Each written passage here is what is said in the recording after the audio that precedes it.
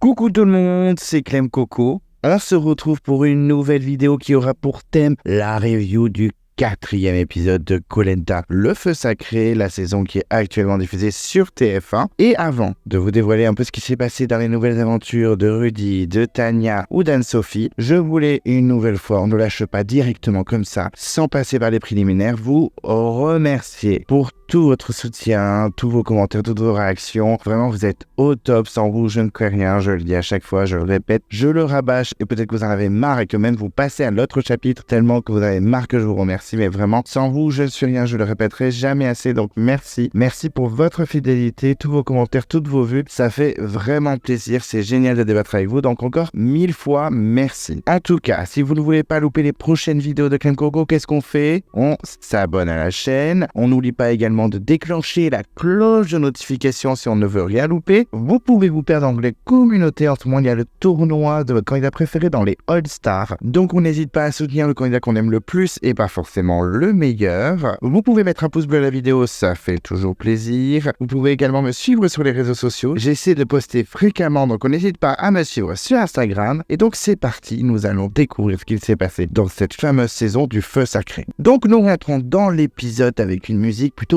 pesante, on est un peu dans le brouillard, dans les nuages, puis autour de ce volcan, ce fameux volcan de Garamoan, où il y avait le talisman dedans selon la légende. En tout cas, on est vraiment dans des plans magnifiques, de très beaux plans, avec un superbe décor, et on débarque chez les Rouges, après un conseil avec plein de surprises et de mauvaises surprises, surtout pour moi, puisque Alexandre a été éliminé à une voix près, puisque Elodie a échappé de peu à l'élimination. Donc on a une Elodie plutôt soulagée. Elle était sûre de sortir hier. Clairement, elle disait non mais j'étais complètement sûre, c'était impossible que je ne sorte pas. Et clairement, oui, on l'a vu, vu la panique qu'elle avait. Clairement, on n'est pas surpris qu'elle soit surprise. Elle était dans la balance avec mon petit Alexandre, et j'étais très colère d'ailleurs qu'il sorte, ça vous l'avez bien compris. Elle pensait sortir même à l'unanimité, carrément. Je pensais pas qu'elle pensait sortir à ce point-là, mais bon, au moins, ça lui a fait un peu peur, donc elle est un peu plus craintive, elle veut faire plus attention, être plus discrète, mais également moins négative. Mais écoutez, c'est une très bonne idée, Elodie, vraiment, enfin, elle a une bonne idée, enfin, elle a compris qu'il fallait être plus calme, plus posée, et surtout moins parano, clairement, parce qu'elle a été un peu parano, il faut l'avouer. Elle explique quand même que ce qui la rendait négative, c'était vraiment l'impression qu'elle avait que tout le monde parlait sur elle, parce que personne, se confiait à elle, tout le monde lui tournait un peu le dos, elle comprenait pas trop, donc c'était vraiment une névrose de sa part. Vraiment, je pensais que tout le monde s'acharnait sur ma tête. Donc voilà, je veux positiver maintenant, je veux être au taquet. Si je veux pleurer, je m'isolerai. Donc ça va faire rigoler. Genre, attendez, je reviens, je vais aux toilettes. Et en fait, elle s'effondre en larmes, la meuf. Donc en tout cas, voilà, elle essaie de positiver. Elle est même soutenue par Anne-Sophie qui dit j'espère que tu n'auras pas la boule noire cette fois. Au petit moment complice, et elle dit même je le prendrai à la rigolade. Voilà, je suis tellement blasé que franchement, je la prendrai à la rigolade. Oui, pas sûr que tu le prennes à la rigolade. Mais en tout cas, elle est plus positive et ça tant mieux parce que c'est vrai que la Elodie de la semaine dernière, on n'en veut plus. On veut la Elodie positive qui a la rage et qui sort sa tête de série en mode coucou. Même si j'avais trouvé ça un peu too much, je préfère cette Elodie à Elodie et la parano. Ensuite, on part chez les jeunes et c'est Tania qui fait son grand retour sur l'île. On sent que les jeunes là, ils sont au taquet. Ils sont vraiment très curieux de ce qu'elle a fait. Surtout qu'ils étaient un peu en panique, ils avaient peur qu'elle protège Rudy et qu'elle écoute pas ce qu'ils ont dit. Donc on les sent un peu stressés. Elle arrive toute sourire en mode coucou les panini. Bon, ça m'a fait rire. Puis ça s'appelle les Paniman, je crois. Donc vraiment, c'est très rigolo qu'elle les appelle les panini. Ils ont déjà un petit surnom. Donc on sent une Tania plutôt positive et grâce direct, il demande il y avait des trucs croustillants. Moi, j'ai tous les gossips, j'ai toutes les rumeurs, j'ai tous les clashs, je veux tout savoir. Et Tania dit oui, pas mal, il y a eu quelques histoires. Donc Tania raconte un petit peu ce qui s'est passé et elle évoque rapidement qu'en fait, tout le monde était plutôt uni, que tout le monde se sentait en danger, que voilà, c'était plus en mode moi, je pense que je vais sortir, etc. C'était pas en mode vote plutôt ça, vote plutôt ça. Selon elle, les rouges étaient plutôt en mode il faut me sauver et pas en mode diriger les votes sur quelqu'un. Il n'y avait pas énormément de stratégie. Personne n'est venu l'influencer. Elle en a pourtant parlé à Rudy. Donc là, au moment où elle dit ça, les gens sont en mode quoi? Elle en a parlé à Rudy? Elle a sauvé Rudy? Clairement, Rudy va être sauvé, on est en panique. Et rapidement, elle avance que Rudy lui a dit aussi qu'il était en danger, donc elle était un peu surprise. Et elle a compris rapidement que non. Et elle se dit qu'elle a directement donné le talisman à Christine. Donc là, ça a calmé un peu tout le monde en mode c'est bon, elle a vraiment fait ce qu'on voulait. Donc c'est cool, parce que sinon, on serait truc roulé. Clairement, ce serait une traître. Donc, Elle annonce une bonne nouvelle pour tout le monde et elle dit face aux jeunes, j'ai senti que Christine et Alexandre étaient en danger, donc j'ai préféré le donner à Christine. Donc clairement elle ment parce qu'on savait que Christine était pas du tout en danger et rapidement elle dévoile les votes et elle annonce qu'il y a eu beaucoup de votes pour Elodie, beaucoup de votes pour Alexandre et même pour Rudy. Et donc les candidats sont plutôt choqués qu'il y ait eu 0 vote pour Christine et certains sont même vraiment hallucinés que Alexandre ait été éliminé et en particulier Nicolas pour qui c'est une grosse surprise. Vous pensez pas qu'il sortirait parce que c'est quand même un garçon, voilà c'est un garçon donc c'est un peu surprenant qu'il sorte. Et surtout, il est très costaud selon lui. Et de son côté, il l'aurait gardé s'il avait été dans son équipe. Donc franchement, du coup, j'aurais bien aimé que Alexandre soit avec les jeunes, et en particulier avec Nicolas, parce qu'il l'aurait sauvé.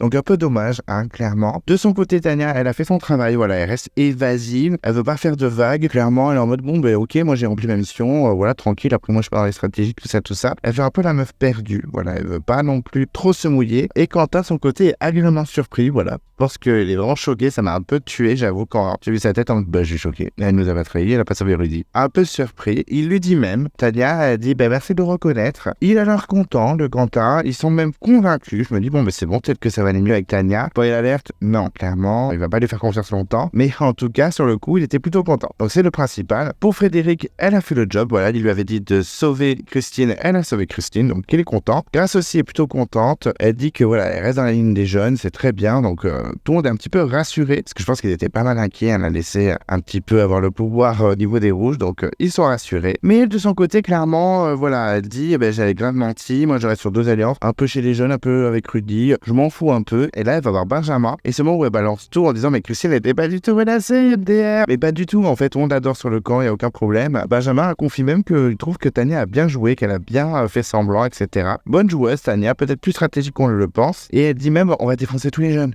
Ok, là elle rigole plus du tout Tania, vraiment je pense qu'elle veut un peu donner un coup de pied dans la fourmilière. Elle a envie de foutre le bazar, peut-être qu'elle aurait de nouvelles alliances à la réunification ou au swap, parce qu'on sait qu'il va y avoir le swap incessamment sous peu, même si eux le savent pas, nous on le sait. Et rapidement il y a la convocation à l'épreuve de confort, et le petit mot, c'est en jouant avec le feu que vous serez sacré. Très bien. Et le message dit également, prenez vos sacs. Ok, la belle coïda frou. Moment de panique chez les candidats. Je pense qu'ils faisaient un peu moins leur malin. Ils étaient un peu en détresse. Donc là, beaucoup d'interrogations. Et Laura, elle essaie de se rassurer comme elle peut en disant « Ouais, mais ça se trouve, c'est parce que pour le confort, si on le gagne, on va dormir ailleurs, gna gna gna. » Non, clairement, Laura, je pense qu'il y a des éliminatoires dans l'air. Faut pas être trop naïf non plus. Après, il y a Fred qui fait son petit cri de guerre, là, je trouve ça hyper relou. Je trouve que c'est dommage, ça le dessert parce que c'est un candidat que j'aime bien, donc plutôt positif, voilà, c'est pas non plus Osef, mais bon, il est sympa, voilà, tranquille. Mais ces petits cris comme ça en mode cri de guerrier, je trouve ça ridicule. Je trouve que ça casse un peu le personnage, c'est dommage. Ensuite, les candidats arrivent à l'épreuve, donc il y a Denis qui les accueille, et Denis, il traîne pas, il parle du talisman, il dit qu'il est remis en jeu, donc petite cinématique, avec Tania qui le place dans l'installation prévue pour ça, donc ok, très bien, pas très utile, mais bon, petite scénette. Et ensuite, Denis révèle qu'ils vont être maîtres de leur destin, et que c'est une épreuve individuelle. Oh. Et il souligne que le vainqueur de l'épreuve récupérera le talisman. Ok, ça donne encore plus envie de gagner. Donc clairement, les candidats sont motivés. Et ça, je suis plutôt content parce que je me dis que peut-être on n'aura pas un ping-pong sans fin entre Tania et Rudy. Donc ça, c'est plutôt positif. Mais très vite, il calme tout le monde. Franchement, il refroidit l'ambiance en disant par contre, le dernier l'épreuve, il quitte l'aventure tout de suite. Ok, donc les candidats, ils sont en détresse, assez gros drama. Pour Rudy qui témoigne, il dit que ça change tout, qu'ils ne sont pas maîtres de leur destin. En fait, si, enfin, je sais pas trop, enfin, what the fuck. Rudy se perd dans ses mots, on a l'impression que le mec il veut faire le show, mais que clairement il n'arrive pas à s'exprimer, il n'arrive pas à aligner 3 mots, c'est n'importe quoi. Alors oui, je ne vais pas être très tendre avec Rudy qui commence vraiment à m'agacer de plus en plus, à vouloir se mettre trop devant la caméra, à faire trop le show. J'avoue qu'il m'agace dans cet épisode, donc je vais pas être très tendre, je vous préviens, pour les fans de Rudy, ça va être un peu compliqué cette vidéo. Donc en tout cas, voilà, il n'arrive pas à s'exprimer, il dit un peu n'importe quoi, mais il souligne quand même que limite il n'en a rien à faire du talisman, c'est clairement ne pas se faire éliminer qui est l'objectif de cette épreuve. Gilles de son côté, il n'avait pas imaginé cette situation, mais après il était un peu là pour ça, pour se battre un peu seul aussi, pour se découvrir, donc il va se mettre en condition et ça devrait bien se passer. Bon, je me dis que Gilles peut peut-être remporter l'épreuve, et c'est vrai que dans cet épisode il est pas mal mis en avant, j'ai un peu peur qu'il aille très très loin, il est pas méchant, il me dérange pas, mais je le trouve vraiment trop lisse, donc j'espère qu'il va pas aller si loin que ça. Espérons, croisons les doigts, même s'il est pas méchant, peut-être qu'il est méritant, le mérite, attention, faites attention avec ce mot, il y en a plein dans les commentaires qui n'aiment pas ce mot, ce que je peux comprendre. Denis rapidement explique l'épreuve, donc on la connaît déjà, on l'avait vu dans les armes secrètes, cette épreuve nous rappelle plein de petits souvenirs, et surtout le moment où Myriam avait fait tomber le feu qu'elle avait fait avec Thomas, et que Thomas l'a ramassé à la main, non mais toujours plus. Un bon début d'aventure pour les futurs amoureux, c'était plutôt rigolo ce moment, une fois qu'il était un petit peu rigolo. Et donc l'épreuve, comme je vous disais, on la connaît, voilà, il faut faire du feu sur une petite plateforme. Alors cette fois, il ne faut pas la tenir en équilibre, parce que c'est vrai que dans les armes secrètes, ils étaient à deux, il y en avait un qui tenait la plateforme en équilibre et l'autre qui faisait le feu dessus. Là, il faut juste récupérer un petit sac, et dedans, il y a plein d'éléments, il y a des bouts de bois, il y a du combustible, il y a une pierre à feu, il faut faire le feu le plus rapidement possible pour cramer une petite ficelle qui est au-dessus afin de faire tomber une noix de coco. Très bien. C'est en train de devenir un petit classique dans Koh-Lanta, cette épreuve. Moi, je dis pourquoi pas. C'est pas de la force, c'est de la survie. Faut être concentré, faut se battre, faut avoir un mental de ouf. Donc, je me dis pourquoi pas. Ça peut être sympa comme épreuve. Les candidats se placent et l'épreuve va commencer. Et c'est parti. L'épreuve commence et les candidats courent pour récupérer le sac avec leur matériel dedans. Bon, j'ai trouvé ce passage inutile parce que bon, clairement, courir juste 2 mètres pour récupérer un petit sac, bon, je me dis que c'est pas forcément utile, mais c'est peut-être pour les effets de l'image, je sais pas, pour être un peu plus suspense, mais clairement, ça n'a pas fonctionné. Je trouve ce passage inutile dans l'épreuve. Et donc, ils sortent leur matos, il y a du combustible, des bouts de bois et une pierre à feu, comme je vous disais. Donc, ça frotte, ça frotte, ça frotte. Les candidats ne lâchent rien, ils sont au taquet. Rapidement, Denis précise en voix off, ou je sais plus, juste à côté des candidats, parce que c'est vrai que maintenant, il parle beaucoup à côté des candidats, c'est son nouveau truc, il est en mode Jeff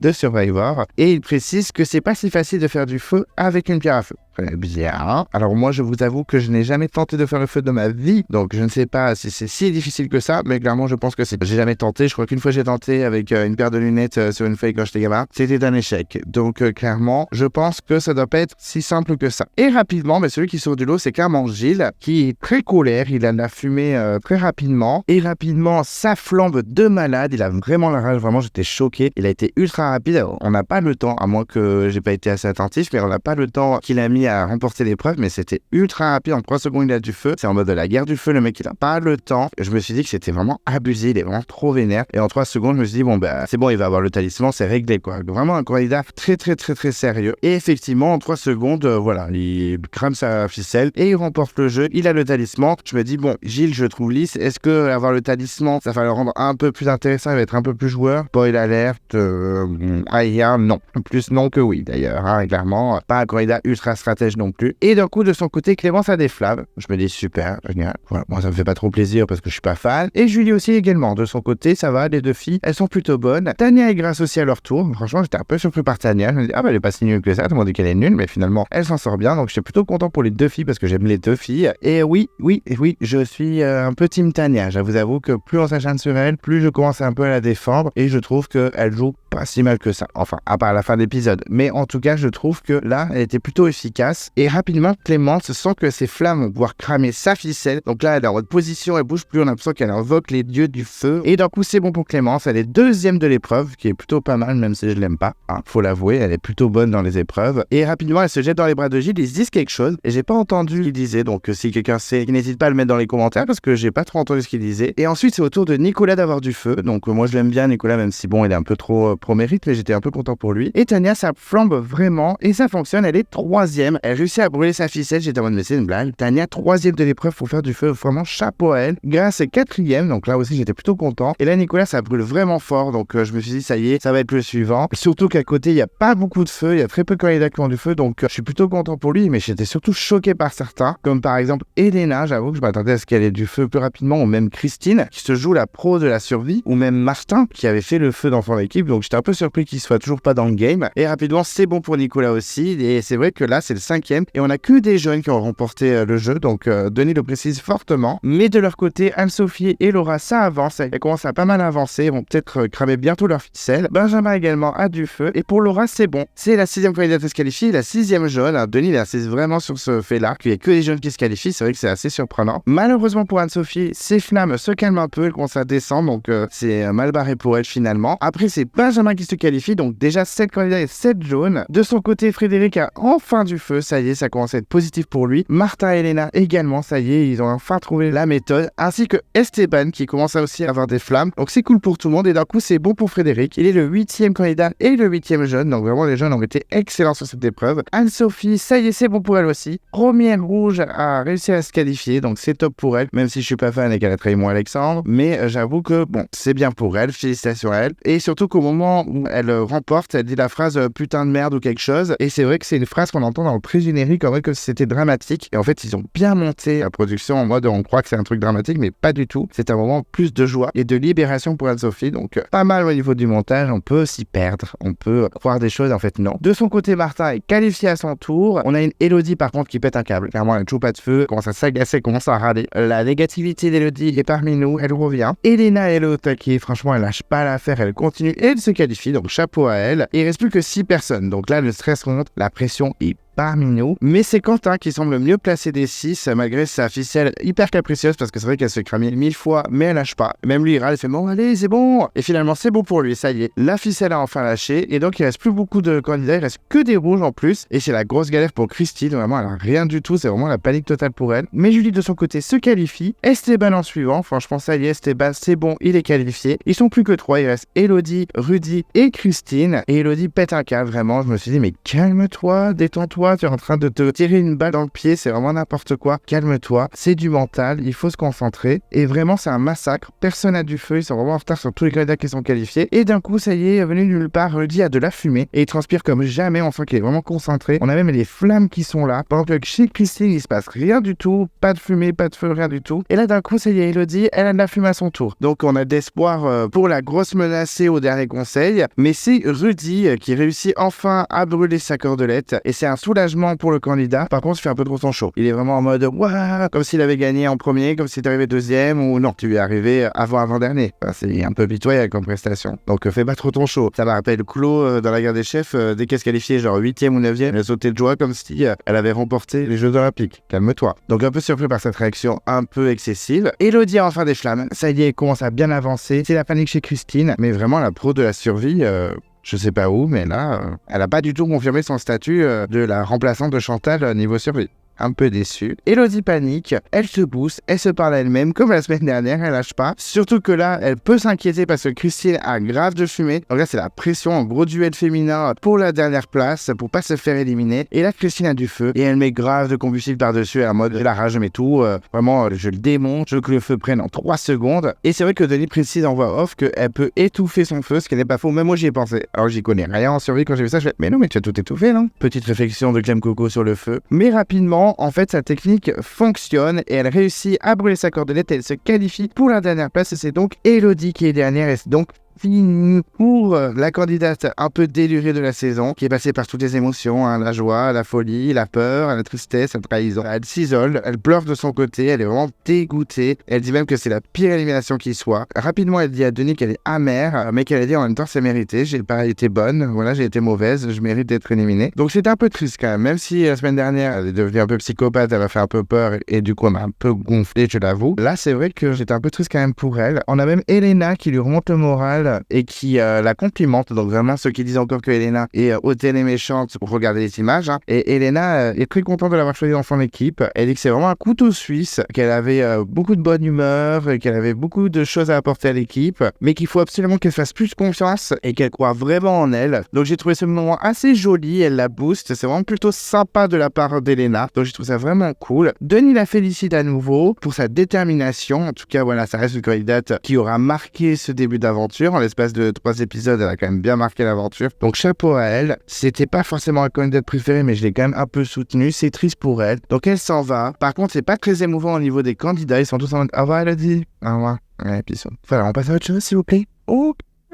Enfin, moi j'étais un peu en mode c'est triste, c'était son rêve et tout, mais bon. Ensuite on a son interview et rapidement elle dit qu'elle est à bout, qu'elle est dégoûtée, que c'était clairement un rêve, que Koh Lanta c'était dans ses veines, mais que malgré tout elle peut être fière quand même d'elle. Elle a relevé des défis, elle a tout donné, bon c'est comme ça. Au revoir ma petite Élodie et puis je pense que tu ne reviendras pas, mais voilà. Tu as vécu ton rêve un petit peu, un petit bout de ton rêve. Et c'était déjà plus long que Émile et Célia. C'est déjà pas mal. Denis félicite tous les autres candidats. Il souligne encore que les 8 premiers, c'était 8 jaunes. Donc, ok, on a compris que les jeunes étaient grave forts. C'est bon, Denis. Gilles est félicité. Il a le talisman. Donc, Gilles récupère le talisman. Petite scène, hein, comme d'habitude. Et rapidement, Denis lui dit qu'il a une nouvelle responsabilité. Il devient le premier membre de sa nouvelle tribu. Donc là, les candidats sont abasourdis. Vraiment, c'est le choc. c'est du drama là, franchement, les visages sont fermés. Et donc nous, on savait, c'est donc le swap. Et Gilles est vraiment pas trop souriant. On sent qu'il est concentré, ça chamboule tout un peu dans sa tête. Et on apprend rapidement aussi que c'est la parité, effectivement. Il y a 8 femmes et 8 hommes. Donc vraiment, le hasard fait bien les choses. Clémence, de son côté, dit que c'est dur à encaisser, qu'elle était dans une super équipe, hyper unie, que ça va être une belle déchirure. Le changement d'équipe, c'est un peu dur pour elle. Elena est surprise, elle s'y attendait pas du tout. Ils étaient super soudés dans l'équipe, donc elle est un peu déçue. Elle a même un haut le cœur de quitter son équipe, carrément. Vraiment, Elena parle avec son cœur, c'est plutôt mignon de sa part. Gilles rapidement apprend qu'il doit choisir une personne qui composera les deux équipes, carrément. Donc c'est pas lui qui compose les équipes, c'est une autre personne. Il rejoindra l'équipe de son choix. C'est-à-dire qu'il va choisir sûrement un homme. Ce mec-là va faire les équipes et après, vu les équipes qui restent, Gilles ira dans celle qu'il veut. Et puis, on a même un quiproquo avec Denis, c'est trop marrant. Vous avez quand même le choix du roi. Oui, enfin, par rapport à celui... Oui, bon, vous l'avez compris. C'est un peu votre adversaire. J'avoue que ce moment, je suis... Il y a même du remettre en arrière. Ça, moi, j'ai pas compris ce quiproquo. Ok, tant qu'ils se comprennent, c'est l'essentiel. Et rapidement, Gilles fait son choix et il annonce que c'est Rudy. Je dis, ok, j'ai pas trop compris parce que Rudy va foutre un peu le bordel, je pense. Et il va surtout prendre Tania de son côté, ce qui fait une jeune en moins. Enfin, je sais pas. J'ai trouvé ça, ce choix, un peu perdu et pas forcément très réfléchi. Il justifie ça en disant que c'est un adversaire depuis le début, que voilà, il a envie un peu de l'affronter, mais moi, je pense qu'il va récupérer Tania. Enfin, j'ai pas trop compris. Après, je me suis dit peut-être qu'il a choisi Rudy pour qu'il prenne Tania et lui qui choisisse l'autre équipe pour au moins ne pas être avec les deux. Peut-être, j'ai pas trop compris son choix. Si vous avez un peu un avis dessus, n'hésitez pas à le partager. Et Rudy donne le ton direct. Il dit, je vais rebattre les cartes, je vais pas refaire les mêmes équipes qu'on avait avant. Ok, c'est ça qu'il va avoir du suspense. Et donc c'est parti, c'est la nouvelle composition des équipes. Et Rudy va d'abord placer les femmes. Et en premier, il choisit Grace, qui est plutôt surprise. Elle fait une drôle de tête. J'étais en mode, pourquoi elle a fait une tête comme ça? Surtout qu'elle parle même pas après, donc on sait pas trop pourquoi elle a fait une tête aussi choquée d'être choisie en première. Et en fait, il décide de placer Clémence. Donc ok, on a Grace versus Clémence. Il place ensuite Laura avec Grace. Clémence est rejointe par Tania. C'est parfait, comme elles s'adorent. Elles doivent être bien contentes de se retrouver. Christine rejoint Grace et Laura. Elena rejoint Clémence et Tania. Julie rejoindra Grace et compagnie. Anne-Sophie rejoindra, elle, l'équipe de Clémence. Donc voilà, les filles, elles sont dispatchées. Ne vous inquiétez pas, je vais vous redire tous les membres de chaque équipe juste après. Et ensuite, c'est au tour des hommes. Et Rudy envoie Nico chez Grace. Donc là, super binôme, Nico et Grace, ils s'adorent. Donc un peu tendu comme choix, je trouve. Frédéric part chez Clémence. Benjamin part chez Grace. Donc là, on apprend qu'il est séparé de Tania. Quentin part chez Clémence. Rudy envoie Martin chez Grace. Je suis un peu surpris. Je pensais vraiment qu'il allait garder sous le coude parce qu'on comprend vite qu'il va aller dans l'équipe de Clémence puisqu'il y a Tania. Esteban part chez Clémence et donc rapidement c'est à Gilles de choisir dans quelle équipe il va aller et il choisit Grace sans grande surprise quand même. Je pense que Rudy avait tout fait pour que Gilles choisisse l'équipe de Grace. Il dit parce qu'elle apporte beaucoup à l'équipe. Il y a également Nico qui l'avait choisi à la base. Donc voilà, il s'excuse un peu auprès des autres de son ancienne équipe qui sont en face mais il préfère aller chez Grace et compagnie. Bon, je le comprends, j'aurais peut-être choisi cette équipe également. Donc Gilles reste chez les jaunes et Rudy part chez les rouges.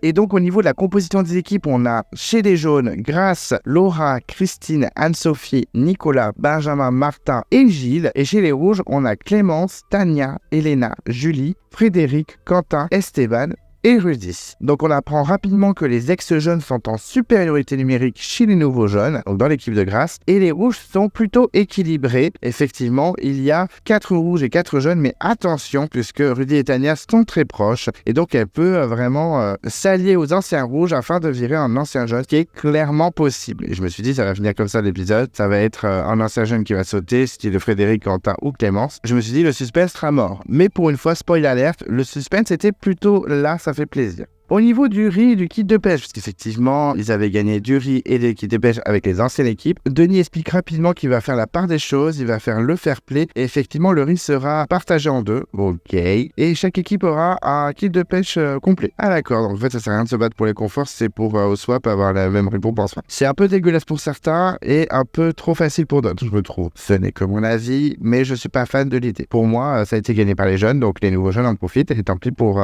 les anciens jeunes qui partent chez les rouges. C'est dégueulasse, mais j'aime bien avoir des dramas, j'aime bien aussi quand c'est dramatique. Mais je trouve ça un peu, voilà, on met 0-0, on remet tout à plat. Non, pas fan de l'idée personnellement. Et je me dis quand même, par contre, les jeunes vont avoir le kit de pêche, donc ça fait plaisir. Est-ce que Benjamin va être le roi des pêcheurs? Nous verrons. Ils repartent tous sur leur campement afin de découvrir leur nouvelle équipe et surtout les nouveaux membres de cette nouvelle équipe. On part chez les jeunes, les nouveaux jeunes, où Julie, Christine et Martin sont clairement dans la merde. Hein, on va pas se cacher puisqu'ils sont en minorité face à tous les autres jeunes. Et c'est vrai qu'on parle souvent de Tania qui va tourner sa veste et aller chez les anciens rouges, mais Benjamin peut foutre le bordel aussi. Hein. C'est vrai qu'il n'était pas très considéré non plus par son équipe. Donc en soi, c'était tout à fait plausible aussi qu'il change d'alliance. Très rapidement, les rouges sont impressionnés par le campement. Chez eux, c'était apparemment plus rustique, donc vraiment, ils sont assez subjugués par le camp. Et de son côté, face caméra, Julie parle de bouleversement, de nouvelles alliances. En tout cas, elle l'espère, parce que sinon, elle va virer en 3 secondes. Elle le sait bien. Elle dit là, il faut vraiment gagner les épreuves, parce qu'on est grave en danger avec Christine et Martin. On peut être rapidement visé. De son côté, Nicolas a du mal à se remettre de la matinée un peu violente. Il est un peu choqué par cette élimination directe et par toutes ses émotions, le changement d'équipe et tout ça. Christine, elle, de son côté, elle est heureuse. Je pense qu'elle n'a pas compris le concept du jeu. Elle dit qu'elle a toujours voulu être avec Nicolas, donc elle est plutôt contente. Mais t'es dans la merde, Christine, en fait. T'es en infériorité totale et tu sens bien que les jeunes sont hyper liés. Donc je me dis que Christine n'a pas compris le jeu, surtout qu'elle s'isole avec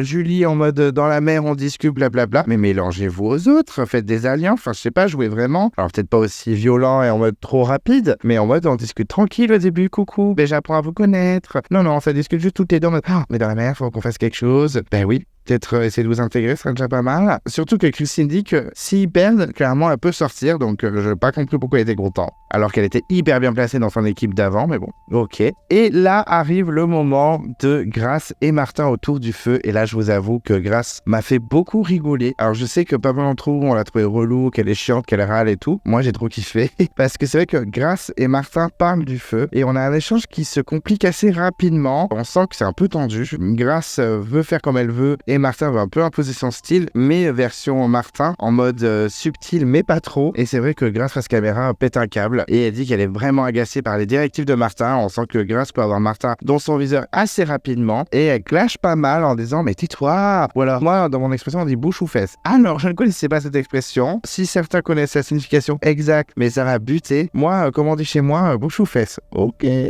ça m'a buté. Je me suis dit, mais c'est quoi ça? J'ai pas compris. Alors, j'ai pas pris le temps de chercher sur Google, sur Internet. Vous me direz ce que ça veut dire. Je suis assez curieux. C'est vrai qu'entre l'enregistrement, le montage, etc., que je fais assez rapidement, je n'ai pas eu le temps de regarder. Mais n'hésitez pas à me dire parce que j'ai trouvé ça très marrant. Mais c'est vrai que là, Grace, elle m'a fait beaucoup rire parce qu'elle est vraiment au bout de sa vie. Elle lève les yeux au ciel. Voilà, elle dit clairement, on perd Clémence et Fred pour un Martin? Non, mais stop, en fait. Elle m'a buté. Elle limite. Alors, c'est vrai qu'il y a certains d'entre vous qui aiment pas trop quand les candidats imitent d'autres candidats. Là, c'était rigolo, j'ai trouvé désolé. En mode, mais tais-toi, putain. Mais ça m'a vraiment buté. Et après, limite, en mode, hé les gars, sinon, machin. Et c'est vrai qu'après, on voit plein d'images de Martin qui dit, hé les gars, trop marrant. Moi, j'avoue, ça m'a buté, surtout que c'est Grace qui le fait. Donc, ça m'a encore plus buté parce que je l'aime bien. Et de son côté, trop marrant, Martin dit qu'il est ravi de sa nouvelle équipe. Bon, il sent quand même, il est pas naïf, il sent quand même qu'il y a un noyau dur autour de Nico et Grace. Il dit qu'il va essayer d'être discret, de pas trop faire de vagues. Tu t'es fait remarquer en 3 secondes. Donc, c'est mort.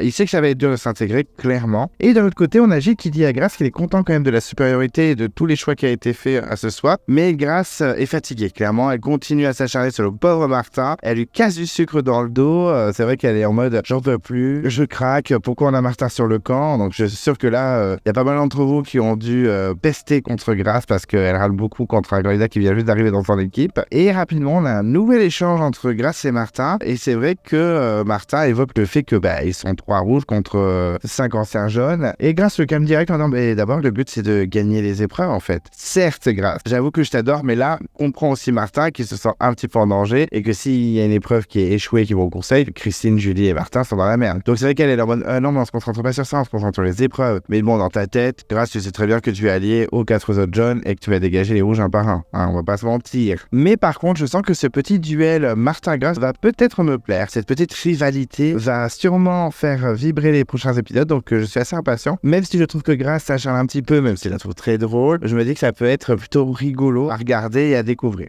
On débarque chez les Rouges et les gens ont l'air plutôt contents. C'est vrai qu'ils sont plutôt contents de se retrouver. On sent qu'il y a une ambiance un peu plus sympathique. Tania reste quand même au centre des discussions. On sent que le fait que Tania soit avec Rudy, avec les anciens Rouges, ça fait peur un peu à tout le monde. Ça en rassure d'autres, mais ça fait peur aussi. Rudy calme le jeu direct en disant qu'il n'y a pas de chef, que chacun donne son idée et après les gens s'adaptent. Frédéric est plutôt d'accord avec cette idée. Il rajoute même que chez eux c'était pareil. Et là, Elena se justifie au maximum auprès des anciens jaunes en disant que même si elle a cette image de chef, de meuf hautaine qui donne les directives, etc., c'est pas du tout ça. Elle veut bien préciser qu'elle est hyper cool, qu'elle n'est pas du tout meneuse ou alors directive. Vraiment, elle souligne ce caractère qui est faux chez elle, cette image qu'elle a qui est complètement faussée. Elle insiste, mais elle a bien fait de le dire direct parce que sinon les gens pouvaient se dire mais en fait elle a une sale image, on va l'éliminer, etc. Comme les anciens rouges ont fait en arrivant sur le camp au début de l'aventure, avec des Alexandre, des Elodie, des Anne-Sophie qui pouvaient pas la supporter. Donc c'est cool, je trouve, de sa part de prévenir tout le monde. Rudy rapidement dit qu'il est très content de son équipe, que c'est l'équipe qu'il voulait, même si plus tard il va dire qu'il aurait dû switcher et garder Martin, mais bon. En tout cas sur le coup, il dit que c'est l'équipe qu'il voulait. Il précise également qu'il voulait absolument Esteban parce que c'est son allié depuis le début. Il est content aussi d'avoir Tania parce que c'est un vote en plus, il a une belle alliance avec elle. Et rapidement il dit on a aussi une alliance avec Anne-Sophie. Ah bon, genre Rudy, Esteban, Tania, Anne-Sophie. D'accord. Un peu choqué, mais en même temps, on comprend mieux le vote du dernier conseil où elle a trahi Alexandre. Peut-être que, oui, finalement, elle n'était pas vraiment en alliance avec Alexandre et Christine et qu'elle était vraiment en alliance avec Rudy et compagnie. Un peu surpris, mais ok. Je suis pas sûr que ça tienne. Bah, elle a l'air, ça ne va pas tenir. Frédéric rapidement évoque le fait que chez les anciens jaunes, il n'y avait personne qui bronzait, tout le monde était actif, etc. Rudy lui dit, nous aussi, t'inquiète pas, chez les rouges, tout le monde faisait quelque chose, etc. Et rapidement, on sent que cette réflexion peut énerver Rudy. Et face caméra, il dit, écoutez, moi je suis conducteur de métro, moi je marche par station. Et là, ma station, c'est station stand-by. On profite, calmons-nous. C'est vrai que ça m'a fait rire, mais je me suis dit que cette petite réflexion pouvait mettre le feu aux poudres et peut-être créer une tension entre les deux. Je ne sais pas si à l'avenir, ça va être une future rivalité, une future relation remplie de tension, je ne sais pas. Mais j'avoue que cette petite réflexion a quand même piqué un petit peu Rudy. Et après cette image du conducteur de métro avec ses stations, on a le portrait de Rudy. Donc vraiment, définitivement, je ne comprends pas le montage au niveau des portraits, parce qu'on a des portraits de candidats comme Elodie, comme par exemple Rudy, Gilles, etc., qui sont encore dans le jeu. Mais par contre, Célia, Émilie ou Alexandre, non. C'est quand même les 3 premiers éliminés de l'aventure, on n'a même pas eu de portrait. Très bien. Je n'ai pas compris le montage des portraits dans cette saison. Mais écoutez, c'est comme ça. Donc, nous découvrons le portrait de Rudy, qui est plutôt consistant quand même. Il y a à boire et à manger. On voit pas mal ses filles. Ses filles parlent pas mal du fait qu'il se prend un peu pour un chef. Très surprenant, vu son attitude depuis 4 épisodes. Mais le portrait est plutôt feel good, voilà. C'est un peu un mélange entre le mec rigolo et le mec sportif. On apprend aussi que ça fait 10 ans qu'il s'inscrit. On parle de Emine et Célia, mais lui, 10 ans, c'est pas mal, j'avoue. Donc le portrait est plutôt sympa, sans plus. Pas forcément touchant ou alors vraiment marquant, mais voilà, sympa, ça cesse regarder. Mais plus ça va, plus je me dis, en fait, mettre les portraits dans les épisodes, ça sert plus à rien. Si c'est pour faire ça de façon aussi régulière, c'est inutile. Moi qui aimais bien, là, je vous avoue que non, je me moque un peu. Sortez-moi les portraits des épisodes, s'il vous plaît. On reste chez les rouges et on découvre qu'ils cherchent du manioc tranquillement. Et on a Rudy et Tania au coin du feu qui discutent. Et rapidement, Rudy s'excuse de ne pas avoir pris Ben dans leur équipe. Mais elle dit, c'est pas grave, je te comprends, il n'y a pas de souci. Faut aussi jouer toutes ses billes. Face caméra, elle dit qu'elle est plutôt contente d'être dans ces rouges, qu'elle a plus de chance que chez les anciens jaunes. Spoil alerte. Pas tant que ça. En tout cas, elle pense que les jeunes sont dégoûtés. Elle jubile un peu, clairement. Elle dit en plus, ils avaient tout prévu. Après la réunification, on va faire ci, on va faire ça, on va éliminer telle personne. Donc ça la fait beaucoup rire. On a même une discussion d'un coup entre Rudy, Anne-Sophie et Tania. Et là, elle balance tout. Franchement, elle traîne pas. Elle fait pas dans la dentelle. Et elle dit oui, clairement, les jeunes, ils se voyaient aller grave loin, ils se voyaient éliminer telle personne, ils se sont projetés de malades. Frédéric, de son côté, commence à se méfier. Et lui, il veut vraiment garder les alliances des jeunes, en incluant bien sûr Tania. Mais en même temps, Frédéric ne serait pas surpris, vous voulez la dégager. Donc c'est pas surprenant qu'elle, de son côté, se protège au maximum en s'alliant à d'autres personnes. Mais Frédéric, il veut pas lâcher, il veut lui parler. Il dit même à Clémence, je vais essayer de voir, prendre la température, discuter avec elle. Et Clémence, elle a lâché l'affaire. Elle dit, non mais je pense qu'on l'a perdu, ça sert à rien. De toute façon, Clémence n'aime pas Tania depuis le début. Donc je pense qu'elle est en mode, non mais c'est bon, Tania lâche l'affaire, on peut pas compter sur elle. Surtout qu'elle n'aime pas du tout le fait que Tania et Rudy se retrouvent dans la même équipe et que du coup, elle aussi, et qu'elle soit autant en danger. côté, elle décide de lui parler. Même si elle a dit tout à l'heure qu'il l'avait perdu, elle se dit bon, je vais quand même lui parler, je prends la température tranquillement et elle lui dit rapidement il faut rester entre jeunes pour la réunification. Il faut vraiment pas éliminer un jeune, il faut éliminer un rouge pour qu'on soit au maximum de jeunes à la réunification pour éliminer tous les ex-rouges le plus rapidement possible. Et là, ça va buter vraiment, Tanya va buter dans cet épisode. C'est dommage. Cette fin d'épisode est vraiment dommage parce que bon, c'est vraiment m'attacher. Et là, elle me dit en disant ça y est, d'un coup ils ont besoin de Tanya pour les stratégies, les alliances. Là, d'un coup je suis utile. Je suis plus la dernière roue du carrosse en fait. Ça m'a fait beaucoup rire, mais quand même face à Clémence, elle confirme qu'elle est toujours avec les jeunes, mais en vrai, de vrai, elle est clairement avec les rouges. Elle est côté Rudy au maximum. Donc elle joue double jeu, comme dirait Christophe Foulet. Écoutez, on verra ce que ça donne. Spoil alerte. Ça va être compliqué pour la petite blonde, même si je l'aime bien, un peu déçu. Chez les jeunes, on retrouve Gilles qui pense à ses jeunes de l'autre côté, c'est-à-dire Quentin, Clémence et Frédéric. Et rapidement, il annonce à Laura qu'il veut utiliser le talisman pour sauver un des trois. Laura dit oui, clairement, t'as raison, il faut absolument utiliser. C'est sûr, ça va être un des trois qui va être éliminé, donc il faut les protéger au maximum. Tous les deux, ils pensent rapidement que Tanya peut changer de bord et qu'elle peut être le vote bascule et sauver les rouges. Laura se confie un petit peu face caméra, donc c'est cool, on commence à vraiment la voir, Laura. Et dit qu'elle est très triste de plus être avec Clément, c'était quand même sa vilaine depuis le début, donc elle est très triste, mais que quand même Gilles et elle sont plutôt contents d'être en majorité, mais ils restent méfiants quand même parce qu'ils savent que Martin et compagnie peuvent sortir des colliers, donc il faut aussi pas mal leur parler, être proche de ses ennemis, faut pas lâcher, faut pas les lâcher du regard parce qu'il suffit que tu les laisses traîner 10 minutes, bam bam, ils trouvent un collier et après gros blindside, donc attention. Et juste après on a Gilles face caméra qui est hésitant et qui regrette un peu le choix de Rudy pour la personne qui a composé les deux équipes, mais en même temps, oui, je pense que c'était un très mauvais choix. Moi, je pense qu'il aurait dû choisir un allié style Nicolas ou Grace, enfin vraiment un candidat sur lequel il pouvait compter. Mais c'est vrai qu'on a tendance à oublier que Gilles, au départ, chez les jeunes, il n'était pas vraiment dans l'alliance dure de chez dur. C'est vrai qu'il était assez proche de Célia, de Tania, de Benjamin. Bon, après, il a voté contre Célia, mais c'est vrai qu'il n'était pas forcément dans le noyau dur. Donc, je comprends aussi. Peut-être qu'il a voulu un peu foutre le bordel, je ne sais pas. Mais on sent que là, il regrette un peu. Mais ça ne me surprend pas. Je pense que ce n'est pas un très bon choix. Ben le Marseillais de son côté, lui, il est aux anges. Il a le kit de pêche, enfin. Il va pouvoir faire de la chasse sous-marine comme il en avait rêvé. Et Nicolas décide de le suivre. Il fait même une petite blague. Nicolas, en plus d'être BG et d'être respecté de tous, il est aussi rigolo. Eh ben, il en a des qualités, ce monsieur. Dommage qu'il soit pro-mérite et pas stratège. C'est bien dommage, ça. Il dit oui, bon, pour l'instant, j'ai que des feuilles. C'était pas la blague du siècle. Clairement, je ne suis pas sur le sol, il ne m'a pas buté, mais il a tenté une petite joke. Ça fait toujours plaisir. Et là, on a un petit moment de survie avec les deux garçons qui sont en train de pêcher. Je dis, ah, c'est cool, ça va être sympa, on va voir les fonds marins. Ah, d'accord, en 3 secondes, c'est terminé. Ok.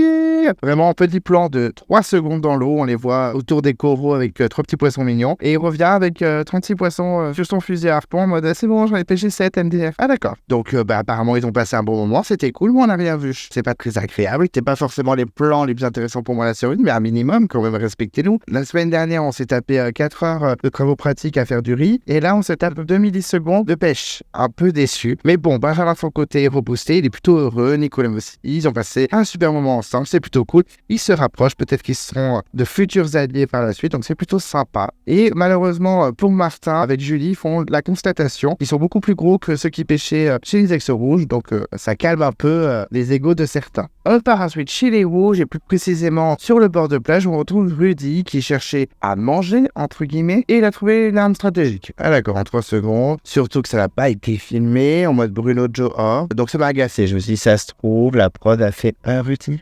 C'est là. Allez, on va faire celle que tu as trouvé pendant que la caméra était off. Et puis voilà. Donc ça m'a agacé que Rudy, qui commence vraiment à m'énerver, trouve une arme stratégique, comme de par hasard. Et il est trop content. Donc je comprends, il fait une petite danse. Bon, il y a la caméra, il fait son show. Oh putain, je suis tellement pas objectif avec Rudy, j'arrête pas de le clasher. Le moindre truc qu'il fait, je suis en mode... Ça m'a saoulé. Mais c'est vrai, il est trop en avant, il est trop mis en avant, il fait trop le show, ça m'énerve. En tout cas, l'arme, c'est le détournement de vote. Donc, il pique un vote à un candidat. Bon, un classique, on l'a déjà vu avec Lucie et Magali dans les armes secrètes. Ça m'avait beaucoup énervé parce que j'aime bien le côté cinglant de Magali et je ne supportais pas Lucie. Donc, forcément, ça m'avait énervé. Donc, on sent que clairement, un jeune peut sauter via ce détournement. C'est une nouvelle avancée pour Rudy dans le jeu. C'est vrai qu'il a de plus en plus d'avantages, en tout cas, plus de chance, entre guillemets. Et il dit, ben voilà, j'ai bien dit, j'étais conducteur de métro. Là, je suis à la station suivante. Belle image. Et rapidement, il part voir Esteban et lui dit directement, c'est bon, j'ai une arme stratégique.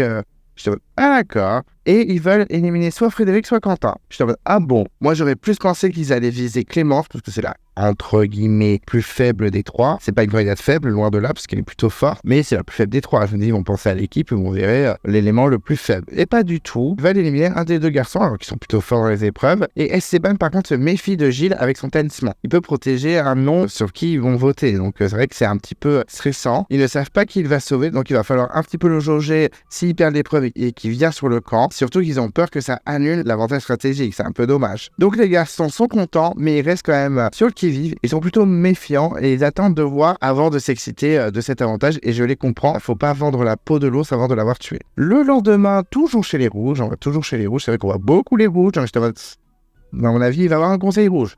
Clairement, pas trop de suspense à ce niveau-là. Donc on est chez les rouges et Frédéric veut savoir s'il peut compter sur Tania. Voilà, donc il veut voir avec Tania, il veut vraiment prendre la température. Et elle, de son côté, lui fait toujours croire qu'elle est avec eux. Vous inquiétez pas, je suis avec les jeunes, pas de soucis et tout. Tania lui dit que même Clem voulait voter Elena à la base. Elle va voir de son côté si Rudy serait capable de voter Elena. Donc clairement, elle embobine Frédéric, elle invente n'importe quoi. En mode, oui, bien sûr, avec Rudy, on va voter Elena, on va vous suivre, mais pas du tout. Et Frédéric, là, c'est vrai qu'il baisse un petit peu son pantalon. Il a caresse un sens du poil en lui disant, cool, moi, à la base, le fait que tu sois allié avec Rudy, tu prends ça pour un point positif. Je me dis que tu peux le rallier à nous, tu peux le manipuler. Surtout que je préfère te le dire, t'étais pas la plus menacée sur le conjoint, hein, t'inquiète pas. C'était plus Benjamin, tu vois. Toi, c'est vrai qu'on t'a fait des critiques, t'as rebondi et tout. Benjamin, il était plus lancinant, il se laissait faire. Non mais, Frédéric, prend vraiment Tania pour une conne. Donc c'est vrai que Tania face caméra dit, j'y crois pas du tout. Clairement, il me manipule, elle a bien raison. Mais par contre, c'est vrai qu'elle dit une petite phrase à Fred qui le fait tiquer. Elle lui dit, surtout qu'en plus, vous les jeunes, vous avez tout prévu à l'avance, vous voyez déjà revoir en réunification. Et là, elle lui dit, face caméra, elle a dit, vous les jeunes. Donc clairement, elle s'inclut pas dedans. Donc en fait, elle est cool. Je me suis dit, mais quelle conne. Putain, moi qui l'aime bien, en plus, depuis 2 épisodes, j'étais en mais elle vient de se griller en 3 secondes. Tout allait bien, il la croyait, il est là, juste avec une petite phrase, ça part en cacahuète. Donc Frédéric réfléchit bien et décide de faire ami-ami avec Elena et Anne-Sophie, qui n'ont pas l'air à fond non plus dans l'Alliance Rouge depuis le début. Et ils décident, on va qu'à voter tous Rudy, rien à foutre. Et c'est vrai que les filles, elles sont pas en mode, t'as trop raison, on va faire ça, mais elles sont pas fermées non plus. Elles sont en mode, oui, faut voir, on sait pas trop. Anne-Sophie, face caméra, dit que Rudy, c'est clairement un élément faible dans les anciens rouges, que clairement, il peut être menacé. Est-ce qu'elle serait capable de l'éliminer, Anne-Sophie? Est-ce qu'elle serait capable de voter contre Rudy? Et étant donné qu'elle est capable de voter contre moi, Alexandre, je dis que tout est possible. Est-ce que Anne-Sophie va changer de bord? Pas sûr. Il va avoir un peu de tout, je pense. Ça va être compliqué. Là, j'avoue que dans cet épisode, le suspense était un peu présent. Chez les jeunes, on a Martin qui est un peu en détresse. Voilà, il n'arrive pas à s'intégrer. C'est vrai qu'il a du mal à trouver sa place dans la nouvelle équipe des jeunes. Alors que Christine, elle est plus dans la stratégie de se rapprocher de l'équipe au maximum. Et il faut faire ça, Christine. Il faut sauver sa peau au maximum. Et rapidement, il y a la convocation à l'épreuve d'immunité. Et le mot, c'est la force d'une chaîne est dans chaque maillon. Donc on sent qu'ils vont devoir être unis. On ne sait pas trop ce qui va se passer. Si ce sera un relais, s'ils vont devoir faire le truc en équilibre où ils se passent les uns sur les autres, on ne sait pas trop. Nous, on savait qu'il y avait une épreuve aquatique. Donc il y avait des chances que ce soit les pierres englouties ou un truc du genre. Mais en tout cas, voilà, ils se disent il faut rester unis. Ils veulent la gagner. Voilà, ils veulent montrer directement le niveau de leur équipe. Surtout, ils ont le talisman. Donc s'ils pouvaient envoyer Gilles au conseil, il faut que le bordel, ce serait pas mal. Et Laura est plutôt inquiète parce que c'est vrai qu'avant, les anciens jeunes, malgré les rivalités avec Tania, Benjamin et tout le reste de l'équipe, ils étaient quand même unis sur les épreuves, ils étaient assez efficaces. Et là, elle a peur en particulier de Martin, qu'elle entendait beaucoup râler et pester pendant les épreuves quand il était chez les anciens rouges. Donc elle a peur que ça les déstabilise dans cette épreuve et qu'il apporte plus de négatif qu'autre chose sur cette étape, donc, et qu'il les fasse perdre. Mais en même temps, elle a pas tort, c'est vrai que Martin a un gros caractère, il veut souvent s'imposer dans les épreuves, donc c'est un peu compliqué. On a même Nicolas et Laura qui lui font passer clairement un message. C'est vrai qu'ils parlent en général, mais c'était surtout visé sur Martin, qu'il faut pas tout faire capoter, qu'il faut vraiment être unis et on écoute une voix et on y va. Et on sent que Martin, ça le saoule un peu. Il dit oui, s'il y a un truc qui m'agace, je pense que je le dirai. Mais bon, je vais essayer quand même d'adapter votre stratégie. Oui, Martin. Là, il faut être le plus discret possible. Il faut être vraiment comme une plante, son côté qui dit rien. Tu suis tout ce qu'ils disent et le but, c'est de se faire le plus petit possible et s'intégrer au maximum. Donc là, j'avoue que Martin va s'accrocher. Surtout que Nicolas face caméra a dit, c'était clairement pour Martin. Il faut qu'il nous écoute, sinon, nous, on le dégage. On pourrait peut-être garder Christine ou Julie que lui. Surtout avec ce que Grace pense de Martin. Oui, il y a des chances. Arrivé à l'épreuve, on découvre que c'est une épreuve aquatique. Ils sont tous sur le ponton. C'est vrai que là, d'un coup, il y avait un silence en mode... ok, zéro ambiance. Donc tout le monde était sur ce petit ponton à attendre. Donc nous, on s'est douté qu'il y avait un petit relais qui se préparait. Et Denis rapidement explique l'épreuve. Effectivement, il y a 3 paires de pierres. Alors il y a beaucoup de mots paires et pierres dans l'épreuve. Donc on s'accroche, je vais essayer de pas trop galérer. Donc il y a 3 paires de pierres à récupérer sous l'eau. Le premier duo de pierres est à 15 mètres, le deuxième à 20 mètres et le troisième à 25 mètres. Effectivement, quand on parle de duo de pierres, c'est parce que en fait, il y a 6 pierres et elles sont attachées 2 par 2. Donc en fait, dès qu'on veut déplacer une pierre, mais au bout d'un moment, la corde bloque un peu votre trajectoire. C'est vrai que elle n'est pas sans fin la corde. Donc il faut aller récupérer l'autre pierre qui bloque un petit peu votre avancée. Sur le coup, j'avais pas trop compris. C'est en voyant l'épreuve, j'ai fait ah, j'ai compris. Un peu en mode Étienne dans Pékin Express. Moi, j'ai rien compris.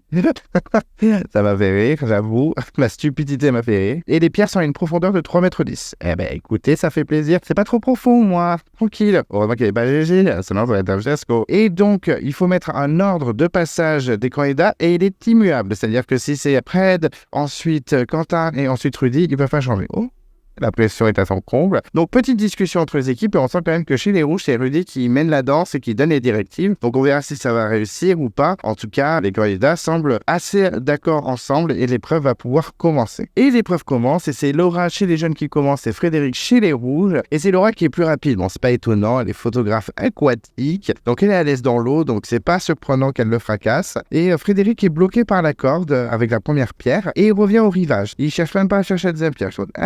Alors que Laura, elle n'a pas le temps, elle avance les 2 pierres. Elle rigole zéro, la Laura. Franchement, sur les épreuves, elle est quand même assez colère. Clémence chez les Rouges part et Nicolas chez les Jaunes. Clémence avance la pierre tranquillement et Nico fait la même superbe performance que Laura en avançant les 2 pierres également. Franchement, les Jaunes, belle équipe, en tout cas niveau aquatique. Ils sont assez forts. Elena de son côté part pour les Rouges. Gilles part pour les Jaunes. Il n'a pas beaucoup de mètres, c'est vrai que les pierres sont déjà pas mal avancées. Donc il place la première pierre pour les Jaunes. Les Rouges, ça avance tranquillement. Elena avance une pierre et Tania de son côté qui prend le relais chez les Rouges, on avance 2. Donc là j'étais choqué, ceux qui disent que Tania est nulle dans les épreuves, c'est trop pour moi par contre. Il y en a eu qui va le dire, spoiler, toujours la même. J'en ai rien le bol que les gens éliminent d'autres personnes dans les plus faibles, alors que c'est pas vrai. C'est fake, c'est une mauvaise excuse. C'est que vous n'avez pas de répartie, les gens. Surtout une personne. Commence par voilà, je vous laisse tranquille avec cet indice. En tout cas, très surpris de Tania, agréablement surpris. Julie chez les jeunes y va. Elle s'attaque à la deuxième paire, vu que Gilles avait déjà placé la première. Donc ça y est, ils ont une belle avance. Chez les Rouges, c'est Anne-Sophie qui peut faire passer au moins une pierre pour avancer pour son équipe, mais c'est un fiasco. Elle n'y arrive pas, enfin bon, catastrophe. Elle dit que les gens sont nuls sur les épreuves, mais bon, elle n'est pas beaucoup mieux. Esteban s'en occupe à son tour et il valide la première paire. Christine avance la deuxième pierre de la deuxième paire pour son équipe et Rudy fait avancer la première pierre de la deuxième paire également pour son équipe. Benjamin fait aussi une très belle performance pour les jeunes, il avance 2 pierres de la deuxième paire, franchement il est au taquet. Quentin part pour les rouges et fait avancer les pierres tranquillement, voilà, sans non plus tout fracasser mais efficace quand même. Grâce de son côté a fait avancer mais rien de foufou non plus. Frédéric part pour les rouges, il fait avancer les 2 pierres, ça y est, il prend cette méthode, il se booste et il donne tout. Mais Martin, il se sent en danger, donc il y va. Et là, il fait avancer les 2 pierres de la deuxième paire en plaçant carrément une des 2 derrière la limite qu'il faut franchir. Donc vraiment, chapeau à lui. On sent qu'il était en danger. Donc déjà, il est bon dans les épreuves aquatiques apparemment. Mais là, il lâche rien du tout. Et Laura enchaîne juste derrière en mettant la deuxième pierre de la deuxième paire derrière la limite qu'il fallait franchir. Donc vraiment, les jeunes ont une superbe avance. Ils ont plus qu'une dernière paire. Et c'est Nico qui y fonce pour conforter leur avance. Elena part de son côté pour avancer la deuxième pierre de la deuxième paire. Ils sont vraiment en retard. Malgré la belle performance de Elena, ils sont vraiment en retard. Il faut qu'ils se reboostent pour attraper les jaunes. Gilles part à son tour pour les jaunes. Tania fait avancer un peu, mais cette fois, elle est moins performante.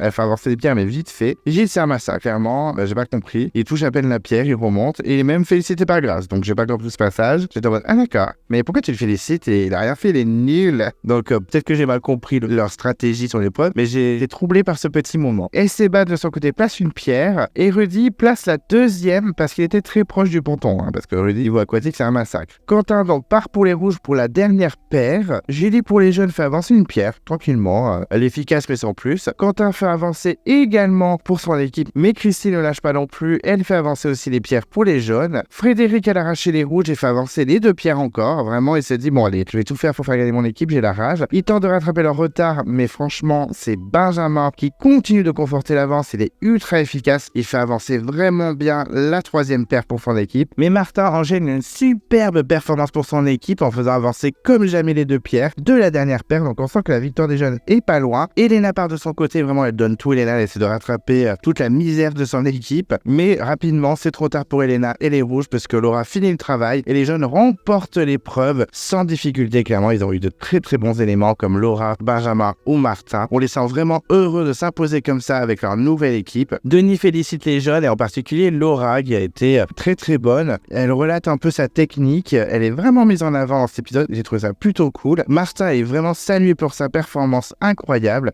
Donc il témoigne avec sa coupe de cheveux dans tous les sens. Clairement l'épreuve capillairement ça lui a pas fait du bien. Et il dit qu'avec l'adrénaline il a tout donné. Et c'est vrai que Benjamin n'a pas parlé. C'est dommage parce qu'il a fait une très très belle performance également. Rudy de son côté on lui demande s'il a fait des erreurs dans le choix de son équipe. Et il dit pas trop mais j'ai mal jaugé les aptitudes de nage de certains. D'accord. Alors j'espère qu'il critique pas les prestations de ses camarades parce que c'était pas foufou, hein, non plus Rudy. Je pense pas qu'il disait comme ça. Honnêtement, même si je l'apprécie pas spécialement, je le défends un peu. Je pense que c'était en mode, je pense qu'il y a certains candidats chez les jeunes qui sont vraiment très forts. Et pas, il y a des candidats dans mon équipe qui sont nuls. Moi, je pense que c'est ça. Mais il souligne quand même que les rouges vont pas lâcher et qu'ils vont bien tenir tête aux jeunes. Ok, je pense qu'il n'a pas compris la leçon que Martin lui avait donnée dans le dernier épisode, mais ok. Et donc Martin, Benjamin et Laura récupèrent le totem tous les trois, parce que c'est vrai que c'est surtout grâce à eux qu'ils l'ont emporté. Et Denis donne rapidement rendez-vous au rouge, au conseil, ainsi qu'à Gilles, qui va venir au conseil, mais avant il passera un peu de temps sur le camp rouge pour jauger tout ça et toutes les stratégies.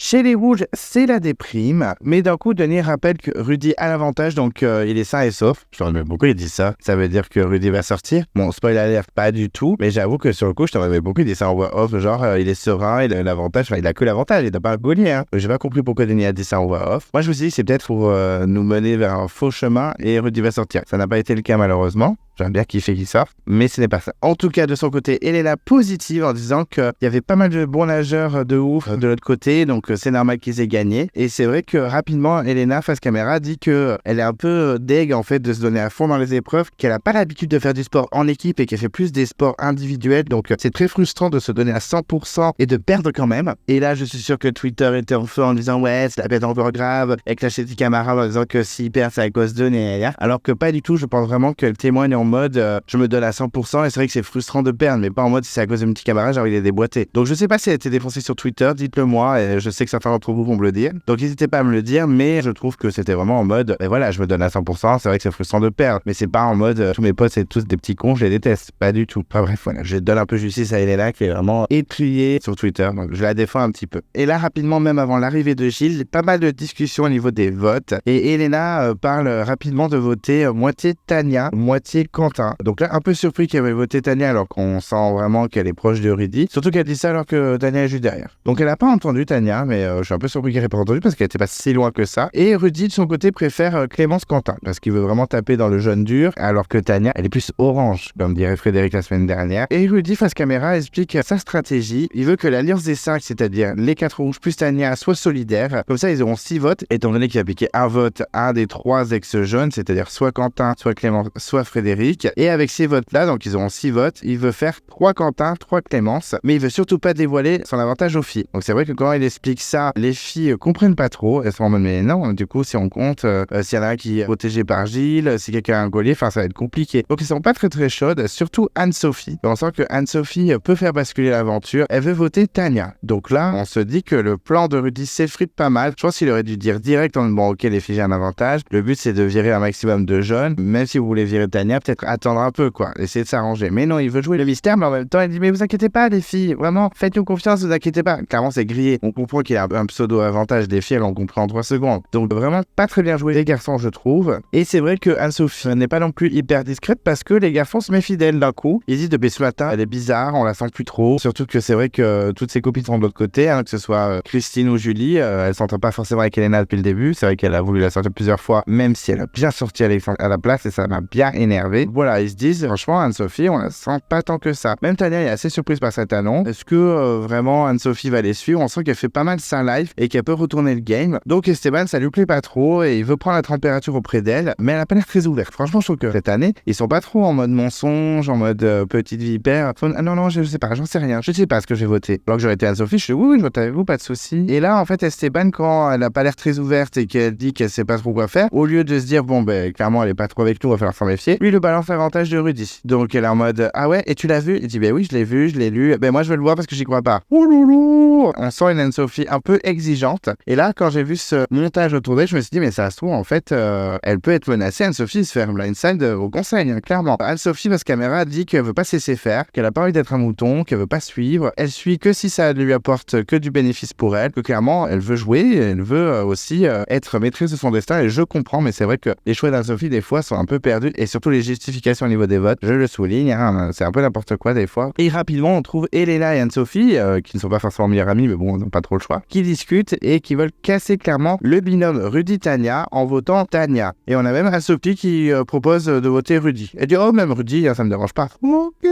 Je vous dis, ça va être le gros bordel au conseil. Là, on sent qu'il y a un petit peu de suspense dans cet épisode par rapport aux épisodes d'avant. Là, on sent que le montage a été fait pour qu'on croit que ça peut être n'importe qui. Et je me suis un peu fait embarquer dans ça. Je savais pas trop qui allait sortir. Je me suis dit, enfin du suspense. Et elle lui dit, moi, j'en ai marre de perdre. Je m'en fous des couleurs. Je vais les vraiment les plus faibles, les gens qui sont nuls. Et on sent que les filles sont pas forcément à 100% dans la stratégie des ex-rouges avec Rudy et compagnie. Donc, ça va être un peu tendu. Est-ce qu'il va y avoir des surprises? Je l'espère. Alors oui, il y a une surprise et pas forcément celle que j'attendais. C'est dommage. Le lendemain, chez les Tinago, Rudy semble extrêmement sûr de son plan, on sent qu'il est très confiant. Frédéric, de son côté, disant que les alliances ne sont pas si fortes que ça, et ils sondent un peu Anne-Sophie, et elle n'a pas de filtre. Anne-Sophie, elle lui révèle que les filles vont voter finalement Tania. Donc, en apprenant ça, Frédéric décide de mettre un plan en place. Il décide de voter Rudy avec Clémence et Quentin. Les filles votent Tania, sachant que les garçons, c'est-à-dire Esteban et Rudy, vont splitter les votes sur Clémence et Quentin, et du coup, ça sortirait Rudy à la surprise générale. Bon, pourquoi pas, c'est un plan qui peut se faire, qui peut être stable, pourquoi pas. Et là, d'un coup, on se retrouve dans la jungle, discussion entre Elena et les trois jeunes, et elle balance que Rudy a sûrement un avantage. Alors je dis, oh là là, mais tout le monde se balance tout, personne ne se cache rien. Donc je me dis, c'est le gros bordel. Donc là, Rudy et Tania commencent à être de plus en plus en danger, et tout le monde se met d'accord pour virer Tania. Il y en a même un qui a dit, on va virer la vipère. Non, mais toujours plus de violence par contre. J'ai trouvé ça tellement hardcore, la vipère. Tania est un peu stratège, mais calmons-nous, quoi. Donc là, ça sent un peu cul pour Tania. Il y a 2 minutes où je me suis dit, bon, Rudy va sortir. Et là, en fait, Tania est aussi en danger. Et d'un coup, on a Gilles qui débarque sur le camp, donc il est plutôt bien accueilli, sauf Esteban et Rudy qui sont pas encore sur le camp, qui étaient sûrement en train d'essayer de pêcher quelque chose ou de trouver des avantages, je ne sais pas. Et ils se moquent clairement des autres en mode « Ah, mon petit Zilou, il va être accueilli comme ça, gna gna gna. » Et c'est vrai que je les trouve un peu moqueurs. Bon,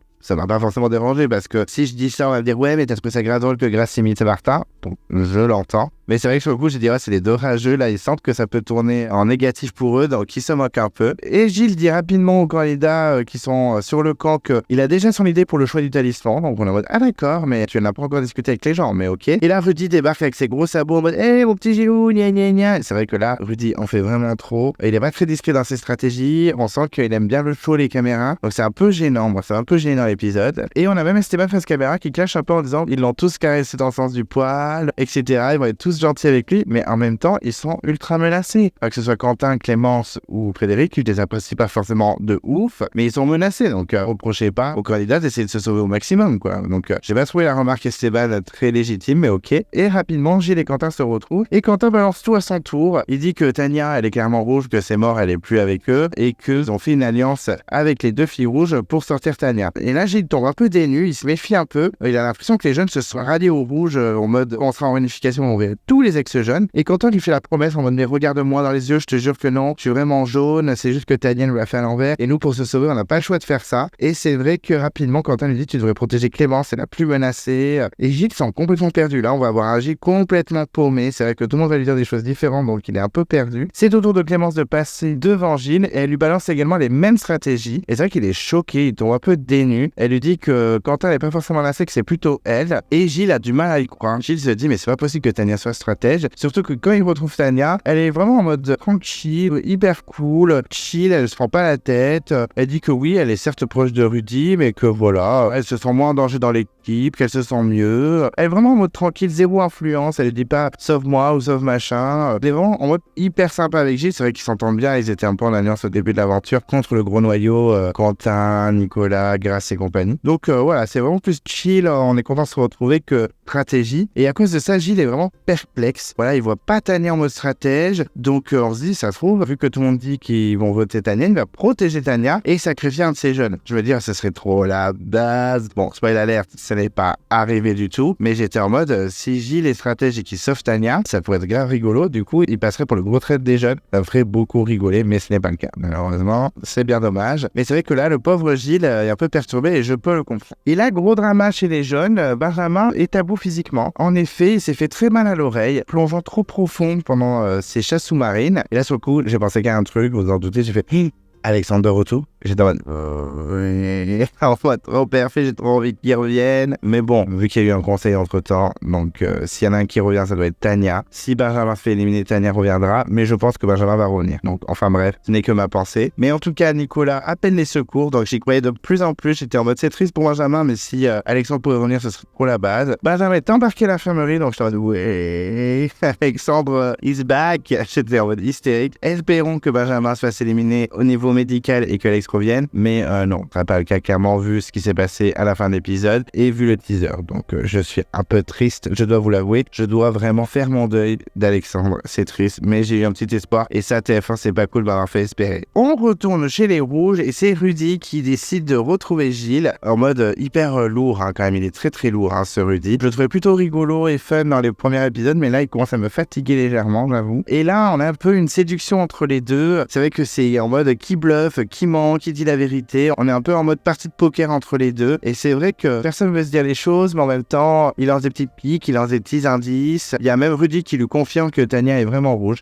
Ah d'accord. Je pense que ça grille un peu la stratégie de Tania, c'est pas trop cool. Et il dévoile qu'il veut sortir vraiment avec ce jeune. Que son but, c'est vraiment sortir avec ce jeune. J'ai trouvé que Rudy avait très mal joué. Mais en même temps, Gilles, il est assez facilement manipulable parce que face caméra, il dit qu'il se méfie. Bon, ça, ok, c'est évident. Mais qu'il trouve Rudy beaucoup trop joueur pour lui. Oui, enfin, Rudy, c'est pas non plus un mystère, hein. C'est quand même un livre ouvert, c'est assez facile de l'avoir, je trouve. Enfin, depuis 2-3 épisodes, c'est pas la discrétion incarnée. Là, clairement, il lui dit non, mais Tania est avec nous et on va éliminer un jeune. Est-ce qu'on peut avoir moins de suspense au niveau de la stratégie de Rudy, s'il vous plaît? On n'a pas trop compris que Gilles dise ça, mais bon. En tout cas, il est hyper en panique, il se méfie, il sait pas trop ce qu'il va faire et le conseil approche fortement, donc c'est très stressant et il part tout ce conseil. Et je vous avoue que pour une fois, là, je ne savais pas trop qui c'est qui allait sortir. Le conseil commence et là, on a un récap du talisman et du pouvoir du talisman par Denis, toujours aussi chiant. Gilles, de son côté, prend conscience de l'importance de sa décision. Il veut faire mouche, clairement, il veut sauver quelqu'un, il veut pas que son talisman soit donné un peu dans le vide. Surtout qu'il est un peu perturbé parce qu'il y a eu plein de propositions différentes pendant la journée. Donc il va attendre un peu de voir comment se passe le conseil avant de faire son choix définitif. Mais voilà, c'est très perturbant pour lui. Rudy, de son côté, parle de son regret de ne pas avoir gardé Martin dans son équipe. Donc ça veut dire que tu aurais switché avec qui? Tu aurais switché avec Quentin, tu aurais switché avec Frédéric peut-être, ou pas avec Esteban, ça c'est sûr. Mais voilà, il regrette de ne pas avoir gardé Martin sous le coude, mais qui dit c'est pas grave, on va repartir de zéro et puis on va gagner les épreuves. On verra bien, je suis pas sûr, mais bon. En tout cas, Rudy est positif, ça c'est pas désagréable. Frédéric de son côté essaie de faire passer un message en disant qu'il faut vraiment réfléchir collectif et pas forcément en mode couleur. De son côté, Quentin précise que tout le monde se sent en danger. Clémence confirme, elle dit que personne n'est serein à 100%. Tania est également d'accord. Rudy veut couper court en disant mais on peut passer au vote tout de suite parce que là c'est trop stressant, tout le monde est en panique, on est sûr qu'on va tous virer. Donc avant les votes, Rudy évoque son arme stratégique. Denis donc lui demande ce que c'est, donc il le lit comme un petit garçon qui récite sa leçon et on découvre donc c'est elle le détournement de vote et qui peut voler le vote de quelqu'un. Il décide donc de prendre le vote de Clémence. Cette dernière n'est pas du tout surprise. Elle a dit c'est logique, voilà, au niveau des affinités de la stratégie, ça me choque pas. Quand il a lu le mot, j'étais persuadé que c'était moi. Moi, franchement, j'étais pas sûr que ce soit elle, ça aurait pu être Quentin aussi. Donc voilà, elle est pas surprise. Déçue mais pas surprise, je pense. Rapidement, on voit les votes. Tania vote Quentin parce que la seule fois où il a été aimable, c'est quand elle a eu le talisman, donc ça m'a buté. De son côté, Rudy vote Clémence 2 fois. Quentin, lui, vote Tania. Il dit qu'elle retourne sa veste et que les mensonges, ça suffit. Ouh, et courir Quentin, il n'en peut plus. Et ensuite, vient la question de Denis pour le feu sacré et Gilles décide de le donner à Quentin. Donc j'étais en mode ah bon, ah d'accord, bon, j'aurais plus pensé qu'il le donnerait à Clémence vu qu'ils ont dit ah mais il est pas menacé, Clémence grave et tout. C'est vrai que Clémence a eu plus de votes que Quentin, enfin un vote de plus, c'est rien de fou. Et Gilles précise qu'ils ont commencé ensemble, en plus qu'ils ont un enfant du même âge donc ça rapproche. Ah d'accord. Je sais pas, j'ai pas d'enfant, je ne connais pas ce lien avec les gens, mais ok. Quentin, de son côté, est touché, il le remercie, il prend le talisman et il s'assoit tranquillement à côté de Gilles. Donc nous avons le dépouillement, premier vote Clémence, ok. Deuxième vote Quentin, ok. Troisième vote Clémence, ok. Quatrième vote Tania, donc là, pas de surprise, c'est les 4 votes qu'on a vus. Et donc, il reste plus que 4 votes, donc c'est un peu la pression. Et là, va s'enchaîner le prénom de Tania, on va voir Tania. Bon, Tania, je vais continuer le vote, mais ça change rien. Tania. En gros, tout le monde a voté Tania sauf Rudy. J'étais choqué. Mais c'est une blague. Choqué de ouf. Gilles, de son côté, semble grave dégoûté. En mode, putain, j'aurais peut-être dû la sauver. On verra ce qu'il dit la semaine prochaine, mais j'ai l'impression qu'il regrette un peu de pas l'avoir sauvée. Est-ce qu'elle va revenir? Est-ce que Benjamin va partir médicalement et qu'elle va revenir? Je ne pense pas, parce que je spoil, mais dans le teaser, on voit une image de Benjamin, en espérant que la prod ne s'est pas amusée à prendre une image d'avant Benjamin pour la mettre, nous faisant croire que Benjamin reste et que finalement elle est remplacée par Tania. Je ne sais pas, mais en tout cas, on a vu Benjamin dans le teaser, donc elle ne va pas revenir, je pense. Elle se fait éteindre son flambeau et rapidement, elle demande qui c'est qui a voté pour elle. Et là, tout le monde lève la main, sauf Rudy. Même Esteban a voté Tania. Je suis un peu choqué qu'il ait pas suivi Rudy. Rudy doit être dégoûté. On n'a pas trop vu sa tête, mais je pense qu'il va être un peu colère, clairement. Frédéric se permet de parler et rapidement, il dit que c'est à cause de son double jeu. Elle lui répond direct, mais il n'y a pas de double jeu en fait. Alors que bah si, quand même, Tania, un petit peu. Et quand on lève la main, elle se permet de dire également, je rejoins Frédéric, il y avait un double jeu, clairement. Et rapidement, Tania lâche l'affaire en disant, oui, c'était pas dans les valeurs de suivre les jeunes, sachant que j'étais la dernière roue du carrosse. Donc voilà, je vais pas faire semblant. Donc je suis plutôt content que Tania ait un peu assumé. Et elle part plutôt positivement avec le sourire en mode bye tout le monde. Enfin, franchement, pas vénère en pleurs, en faisant des dramas. Donc j'ai trouvé que c'était un beau départ quand même. Surtout qu'elle s'y attendait pas du tout, donc c'est un peu violent. Elle aurait pu être vénère et tout. Et non, honnêtement,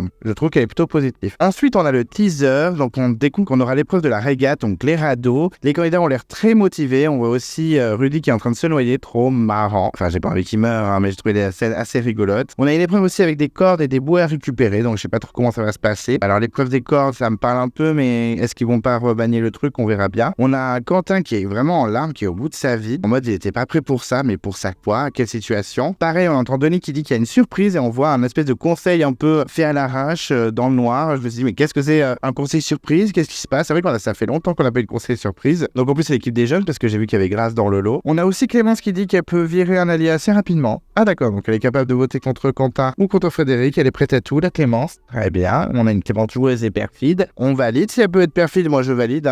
Moi, elle sera un peu plus intéressante que ce qu'elle représente pour le moment. Et on a Rudy qui a l'air plutôt motivé, donc ça fait plaisir. On a également dans une épreuve un lancer de sac sur des plateformes. C'est l'épreuve qui existe dans Survivor, donc pourquoi pas. Une petite épreuve adaptée des missions américaines, ça fait plaisir. On a une petite punchline d'Elena qui parle du radeau en mode Titanic. Ça m'a fait rire avec un Rudy qui dit de quoi? Est-ce qu'on va avoir une rivalité Elena-Rudy? Je ne sais pas parce que c'est peut-être les lois du montage, mais la dernière fois que j'avais dit ça, il y avait vraiment un clash entre Grace et Nico, donc tout est possible. On a une petite image de Ben qui dit qu'il est choqué, donc à mon avis, il ne quittera pas l'aventure. Et on a aussi un terrible accident pendant l'épreuve des radeaux, donc qu'est-ce qui va se passer? Parce qu'il a l'air d'avoir du drama avec des blessés, peut-être, on ne sait pas. Est-ce que Tania va revenir du coup?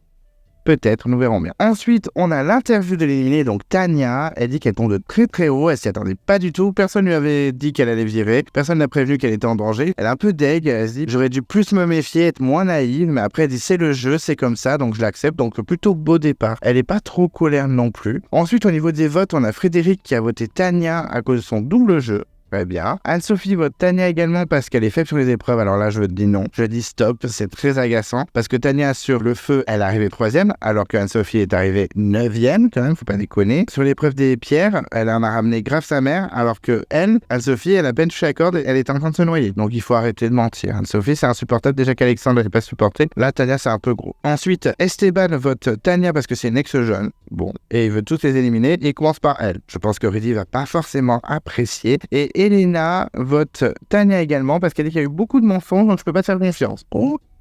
Donc clairement, je pense que Rudy va être collé la semaine prochaine. Est-ce qu'il va le montrer ou être plus discret? On ne sait pas. Je pense que lui aussi est tombé de 3 étages. Ensuite, le bilan de l'épisode. Écoutez, j'ai trouvé que l'épisode était vraiment sympa. J'ai beaucoup aimé les épreuves. Alors l'épreuve du feu, elle était pas trop longue. Il y a eu un peu de suspense entre Elodie et Christine, donc j'ai vraiment bien aimé. L'épreuve des pierres englouties, alors j'ai bien aimé parce que j'aime beaucoup cette épreuve, mais c'est vrai que c'est dommage qu'elle a été revisitée avec des doubles pierres. Je vous avoue que ça, je suis un peu déçu. Je m'attendais pas à ce que ce soit comme ça. J'aime bien moi quand il y a qu'une seule pierre parce que des fois on a des gens qui font des prestations catastrophiques et d'autres qui font des prestations assez incroyables, donc c'est plutôt sympa de voir la différence de niveau et voir qui fait vraiment gagner son équipe. On voyait quand même qui était fort et pas fort, ça c'est pas le problème, mais je trouve que le remaniement de cette épreuve est un peu décevant. C'était pas une catastrophe, j'ai pas détesté, mais voilà, juste petit point négatif sur ça. Mais ça reste quand même une bonne épreuve. En plus, on a de belles prestations. Benjamin, Laura, Martin, etc. Donc c'était plutôt cool à voir. Sinon, après, j'ai beaucoup aimé le petit suspense qu'il y a eu. Il y a eu quand même pas mal de suspense. Il y a eu quelques retournements de situation. Il y a pas mal de candidats qu'on voyait pas trop qui ont été mis en avant comme Gilles ou Laura. Donc ça fait plaisir. Toujours bien réalisé, toujours bien monté, toujours bien filmé. C'est extrêmement bien fait, faut pas se mentir. Donc le suspense, j'ai bien aimé. Pas mal de stratégies, pas mal de candidats joueurs. Ça allait un peu dans tous les sens, donc ça fait plaisir. Le swap n'a pas été inutile. Moi, j'avais peur que clairement les couleurs d'origine restent. Et en fait, non, ça bouge un peu. On a quand même pas mal de jeunes qui ont voté Tania. Donc c'est plutôt cool. Enfin, pas pour Tania, même pour moi, parce que j'aime bien Tania. Mais on verra comment ça se déroule. Mais je sens que ça peut être intéressant par la suite. Et je sens que ce swap a peut-être remanié un petit peu toutes les alliances et les stratégies. Ça fait plaisir. En tout cas, un bon épisode. Pas forcément le meilleur, quoique peut-être le meilleur ou le deuxième meilleur de la saison. Il n'y en a que 4 pour l'instant, donc c'est facile. Mais en tout cas, voilà, je me suis bien amusé. J'ai pas vu le temps passer. C'était cool. Ça reste un très bon épisode et je suis impatient de voir la suite. Au niveau du bilan des candidats maintenant. Alors, on va commencer par l'équipe des jaunes et avec les garçons, on va commencer par Martin. Eh bien, écoutez, on l'a beaucoup moins vu dans cet épisode. Il était moins de la drama queen. Je ne l'ai même pas appelé drama queen une seule fois. Donc, il a pas trop râlé. Donc, c'est bien. Il a fait des efforts, le petit Martin. Alors, bon, clairement, il est pas en bonne position maintenant avec le swap. Clairement, il est en danger, surtout qu'il agace déjà énormément Grace. Je pense qu'il faut qu'il se fasse discret, là, clairement, s'il veut tenir un petit peu dans le jeu. Après, s'il gagne toutes les épreuves, il peut tenir, mais honnêtement, là, je sens qu'il est un petit peu en détresse. Mais il a pas râlé.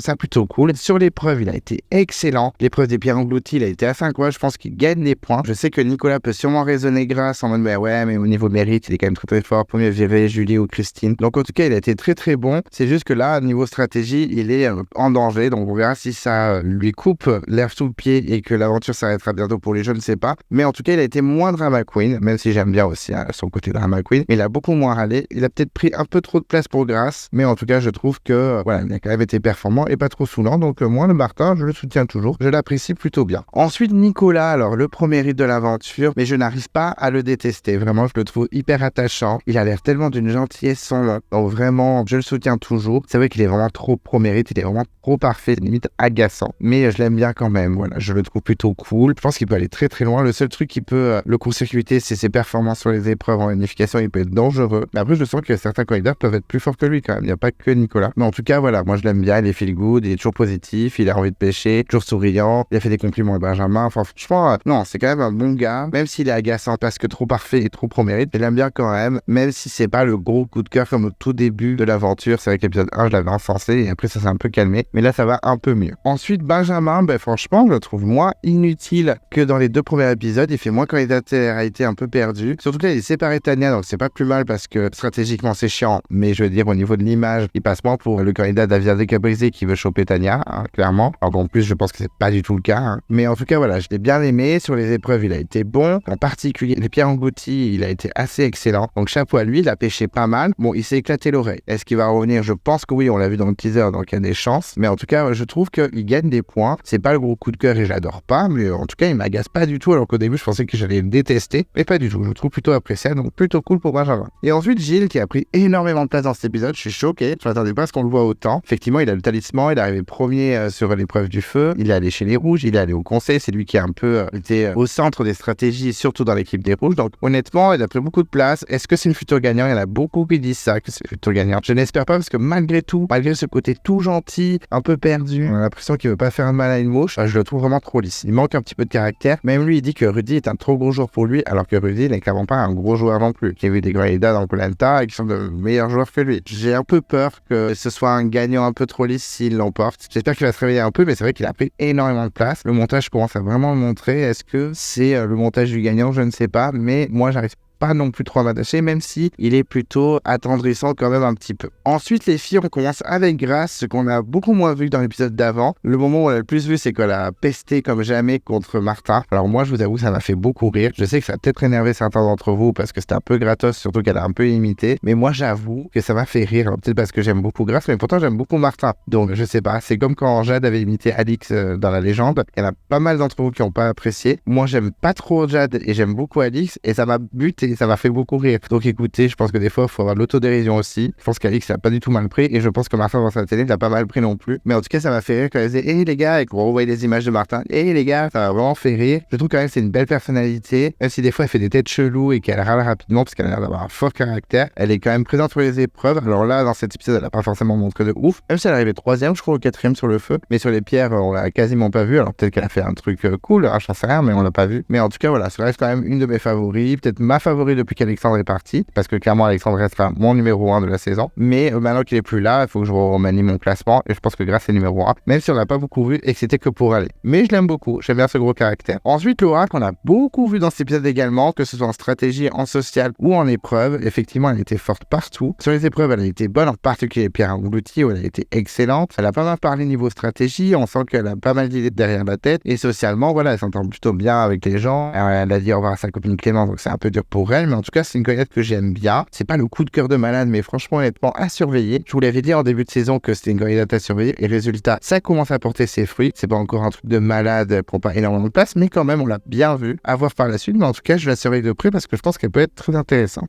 Ensuite, Christine, on n'a pas beaucoup vu par contre, ce qui a été une catastrophe sur l'épreuve du feu, à 2 doigts de dégager face à Elodie, alors que pourtant je vais essayer une pro de la survie. Alors survie ne veut pas forcément dire feu, mais quand même, je m'attendais à ce qu'elle soit beaucoup mieux. Là, elle est dans la merde avec Martin et Julie, clairement, pas se cacher. Surtout que le peu de fois où on l'a vu, c'est quand elle disait qu'elle était dans la merde, donc pas foufou au niveau du montage. Moi, j'ai du mal à m'attacher depuis qu'elle a trahi, entre guillemets, Alexandre avec Anne-Sophie, mais là, franchement, voilà, on l'a juste vu être catastrophique au feu, très peu sur les pierres où elle avance un petit peu, et les pierres, mais rien de fou. Et pour dire que stratégiquement, il va falloir qu'elle se bouge le cul parce que sinon elle va dégager. À voir ce qu'elle donne par la suite, mais si elle sort, en max. Ensuite, Julie, alors c'est comme Christine, on l'a quasiment pas vu, mais elle, ça va. J'apprécie un peu plus. Je trouve qu'elle a un petit peu plus de caractère, mais on l'a encore trop peu vue. Va falloir la mettre un peu plus en avant au montage. J'espère qu'on la verra un peu plus. Elle est pas du style Laura à surveiller parce que je pense que stratégiquement, elle est moins folle, mais à voir. J'ai pas grand chose à dire sur elle. Je la déteste pas, mais je l'adore pas parce qu'on la voit très peu, donc difficile d'apprécier une candidate un peu fantôme. Est-ce qu'on va la voir un peu plus par la suite? Je l'espère. Mais en tout cas, voilà. Rien de négatif à dire sur elle. J'attends, je reste dans l'expectative. Ensuite, dans l'équipe des rouges, on va commencer par les hommes, on va commencer par Rudy, qui a pris énormément de place comme d'habitude dans l'épisode. Moi, je commence à avoir ras-le-bol. Voilà, c'est vrai que les premiers épisodes, je suis en mode, il est rigolo, il est feel good. Là, je peux plus. Il en fait trop, et il en fait des caisses, il est too much. Surtout que des fois, il fait trop son show, alors que, clairement, sur les épreuves,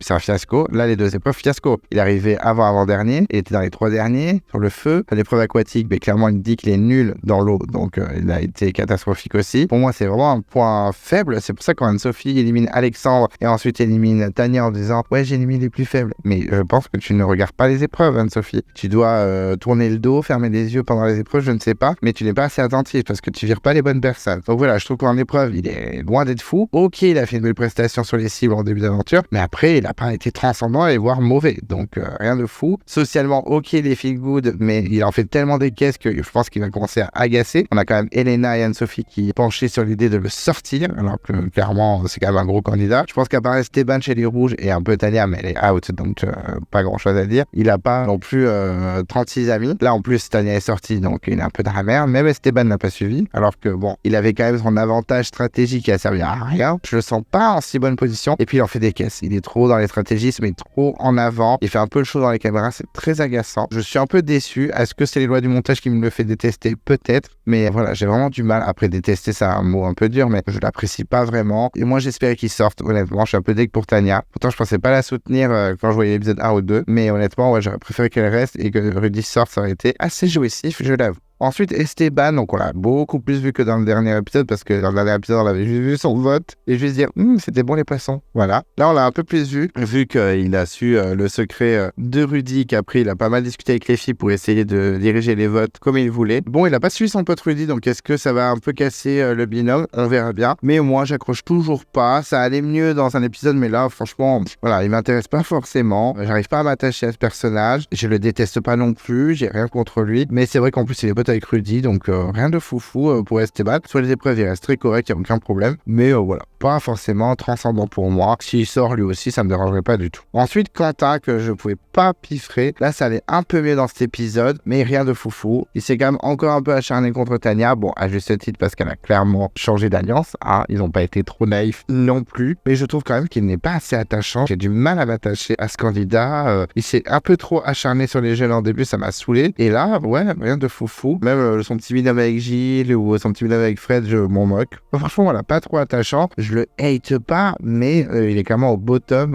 de mon classement de candidats cette année. On va pas se mentir. Et ensuite, chez les garçons, Frédéric. Alors lui, j'ai un peu du mal. Je sais pas trop si il m'agace ou pas. C'est-à-dire que je le trouve plutôt sympathique. Il a un petit côté attachant. Il est feel good. Il est réfléchi stratégiquement. Sur les épreuves, il est très correct. Socialement, je pense qu'il est assez correct aussi. Mais par contre, il y a des fois, il m'agace un peu. Alors le pire, c'est quand il fait ses cris de guerre. Ça m'agace vraiment. Je trouve ça un peu ridicule. Je sais pas. Il y a un truc qui bloque, mais je le déteste pas non plus. Donc voilà, je sais pas trop. Je suis entre deux eaux avec ce Frédéric. S'il était amené à être éliminé, je serais un peu déçu quand même. Je préfère vous l'avouer. Je pense qu'il est plutôt intéressant à voir s'il reste jusqu'en unification. J'avoue que je suis assez curieux de voir ce qu'il va donner par la suite. Et ensuite, on termine par les filles rouges. Et on va commencer par Clémence. Alors la semaine dernière, je vous disais que c'était celle que j'aimais le moins. Et clairement, elle est maintenant avant-dernière, juste devant Rudy, parce que Rudy était vraiment gavant dans cet épisode. Même si je pense qu'elle a des bons côtés, c'est pas le problème. Mais là, c'était pas possible. Alors que Clémence, ça allait un peu mieux. Alors clairement, ce qui m'agace, c'est qu'elle soit tout le temps contre Tania. Mais ça reste à juste titre aussi, parce que Tania, maintenant, elle est clairement pro-Rudy et pro-Nouveau Rouge, quoi. Donc c'est un peu déstabilisant. Mais en même temps, Clémence, Quentin, etc.,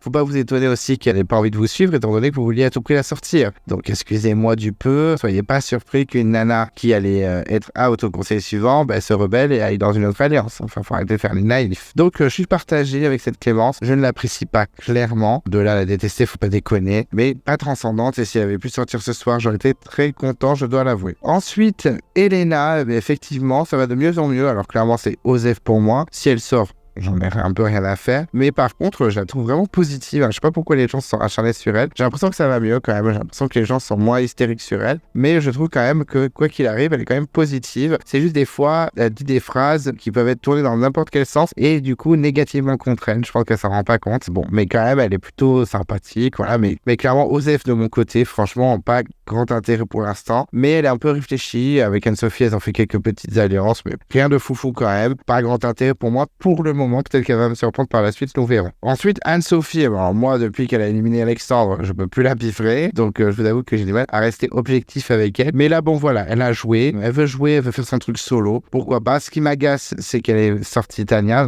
que j'ai commencé à apprécier, et surtout sa justification au vote est mauvaise. Clairement, tu votes pour les gens qui sont faits, mais tu ne votes pas pour les bonnes personnes, Anne-Sophie. J'avoue que du coup, maintenant, j'arrive plus du tout à m'attacher à elle. Elle est quand même joueuse, voilà, elle se laisse pas faire. Par contre, elle est un peu trop transparente, il y a un petit peu trop ses stratégies et ce qu'elle veut faire. C'est un peu con, je pense qu'elle devrait faire plus en mode sous-marin, c'est que mon avis. Mais j'espère qu'elle ira pas trop loin non plus, faut pas déconner. Là en plus, voilà, elle a lié avec Elena alors qu'elle pouvait pas la piffrer, qu'elle voulait la sortir au début. Donc voilà, j'y crois pas trop. On verra ce qu'elle donne, mais clairement, si elle sort demain, rien à foutre aussi. Et ensuite, pour terminer, Tania. Écoutez, je commençais vraiment à m'attacher à Tania. Surtout l'épisode d'avant et même celui-là. Le fait que tout le monde soit contre elle et qu'ils comprennent pas même pourquoi tu veux nous trahir. Et parce que vous voulez m'éliminer, en fait. Au bout d'un moment, stop. Alors que j'ai rien demandé à la base. Je la comprends et je la soutiens. J'aurais bien aimé qu'elle retourne le game. Ou alors que Rudy se fasse éliminer. Bon, elle aurait été dans la merde, mais j'aurais bien aimé que Rudy se fasse éliminer. Mais en tout cas, pas elle, pas Tania. C'était celle que je voulais moins voir partir de toute l'équipe, hein, clairement. Si je réfléchis bien, oui, je crois. Oui, c'est ce que j'apprécie le plus chez les roules. Bon, ciao. Décidément, dès que j'aime bien un candidat, ça dégage. Un peu de triste pour Tania. Voilà, c'est dommage. Tout le monde l'a pris pour une grosse stratège. Alors, je pense qu'elle avait un peu quelques idées derrière la tête, mais de là, être une grosse stratège, faut pas déconner. J'ai eu de l'espoir avec Gilles, qui l'aime bien. Ils ont une bonne relation, donc j'ai eu un peu d'espoir. Mais c'est pas le cas. Je trouve qu'elle a bien pris son élimination. Par contre, elle est vraiment en mode sourire. Elle est joueuse, ça fait plaisir. Et ça reste quand même une bonne candidate. C'est un peu dommage. Je trouve qu'elle part un peu tôt. Je ne pense pas qu'elle reviendra la semaine prochaine, à moins qu'il y ait un vraiment gros drama à l'épreuve du radeau. Qui sait? Mais je la trouvais plutôt intéressante. C'est dommage. Pour une fois que je commençais un petit peu à m'intéresser à elle, alors qu'au début, je n'étais pas fan. C'est dommage. Je trouve qu'elle part un peu tôt. Et pour terminer, Elodie, qui a été éliminée sur l'épreuve et qui donc n'a fait partie d'aucune équipe après le swap. Écoutez, alors je vous avoue que je suis très partagé. Au début, j'aimais bien. J'avais pas forcément aimé son portrait, mais dans les 2 premiers épisodes, je l'ai trouvé plutôt cool. Elle était plutôt réfléchie, joueuse et tout. Et après le 3e épisode, elle a clairement vrillé. Elle a pété un câble. Elle est devenue ingérable. Ça m'a fait plus de peine qu'autre chose. Et là, dans cet épisode, elle m'a encore fait de la peine parce que clairement, elle était motivée pour ne plus râler, plus positiver, arrêter d'être dans la négativité. Et là, en fait, pour une fois qu'elle fait une épreuve, elle arrive dernière, elle est éliminée. Donc, comment voulez-vous qu'elle positive? Donc, clairement, un parcours assez chaotique pour Elodie. C'est un peu triste, clairement. Comme j'étais en dents de scie avec elle, j'étais pas non plus au bout de ma vie quand elle s'est fait éliminer. Je m'y attendais en plus. Je me suis dit, si elle est pas éliminée sur l'épreuve, ça va être éliminée au conseil. Faut être honnête. Donc, pas surpris, mais un peu triste quand même pour elle. En plus, elle avait l'air de croire un peu en cette aventure. C'était clairement ses rêves. Donc, c'est triste pour elle. C'est dommage. Bisous, bisous, Elodie. On se reverra peut-être un jour. Mais j'étais tout. Et voilà, j'ai terminé ma review du 4e épisode de Koh Lanta, le feu sacré. Merci de m'avoir écouté jusqu'au bout, j'espère que c'était pas trop long. N'hésitez pas à réagir dans les commentaires, à faire votre classement de vos candidats préférés, à me dire si vous êtes d'accord ou non avec ce que j'ai dit dans la review. Vous avez le droit de penser à autre chose, hein. Donc n'hésitez pas à dire ce que vous pensez de l'épisode. Même si c'est pas en accord avec moi, n'hésitez pas. Toujours dans le respect et la bienveillance, bien sûr. Le but c'est d'échanger, donc on n'hésite pas à réagir. En tout cas, si vous ne voulez pas louper les prochaines vidéos de Clem Coco, qu'est-ce qu'on fait? On s'abonne à la chaîne. On peut déclencher la cloche de notification si on ne veut rien louper. Vous pouvez vous perdre dans l'onglet communauté en envoyant le tournoi de votre candidat préféré dans les All-Stars. Donc on n'hésite pas à soutenir son préféré et pas forcément le meilleur. Vous pouvez mettre un pouce bleu à la vidéo, ça fait toujours plaisir. Je suis sur les réseaux sociaux, donc on n'hésite pas à me follow sur Instagram. Et d'ici là, je vous dis à très vite et je vous embrasse.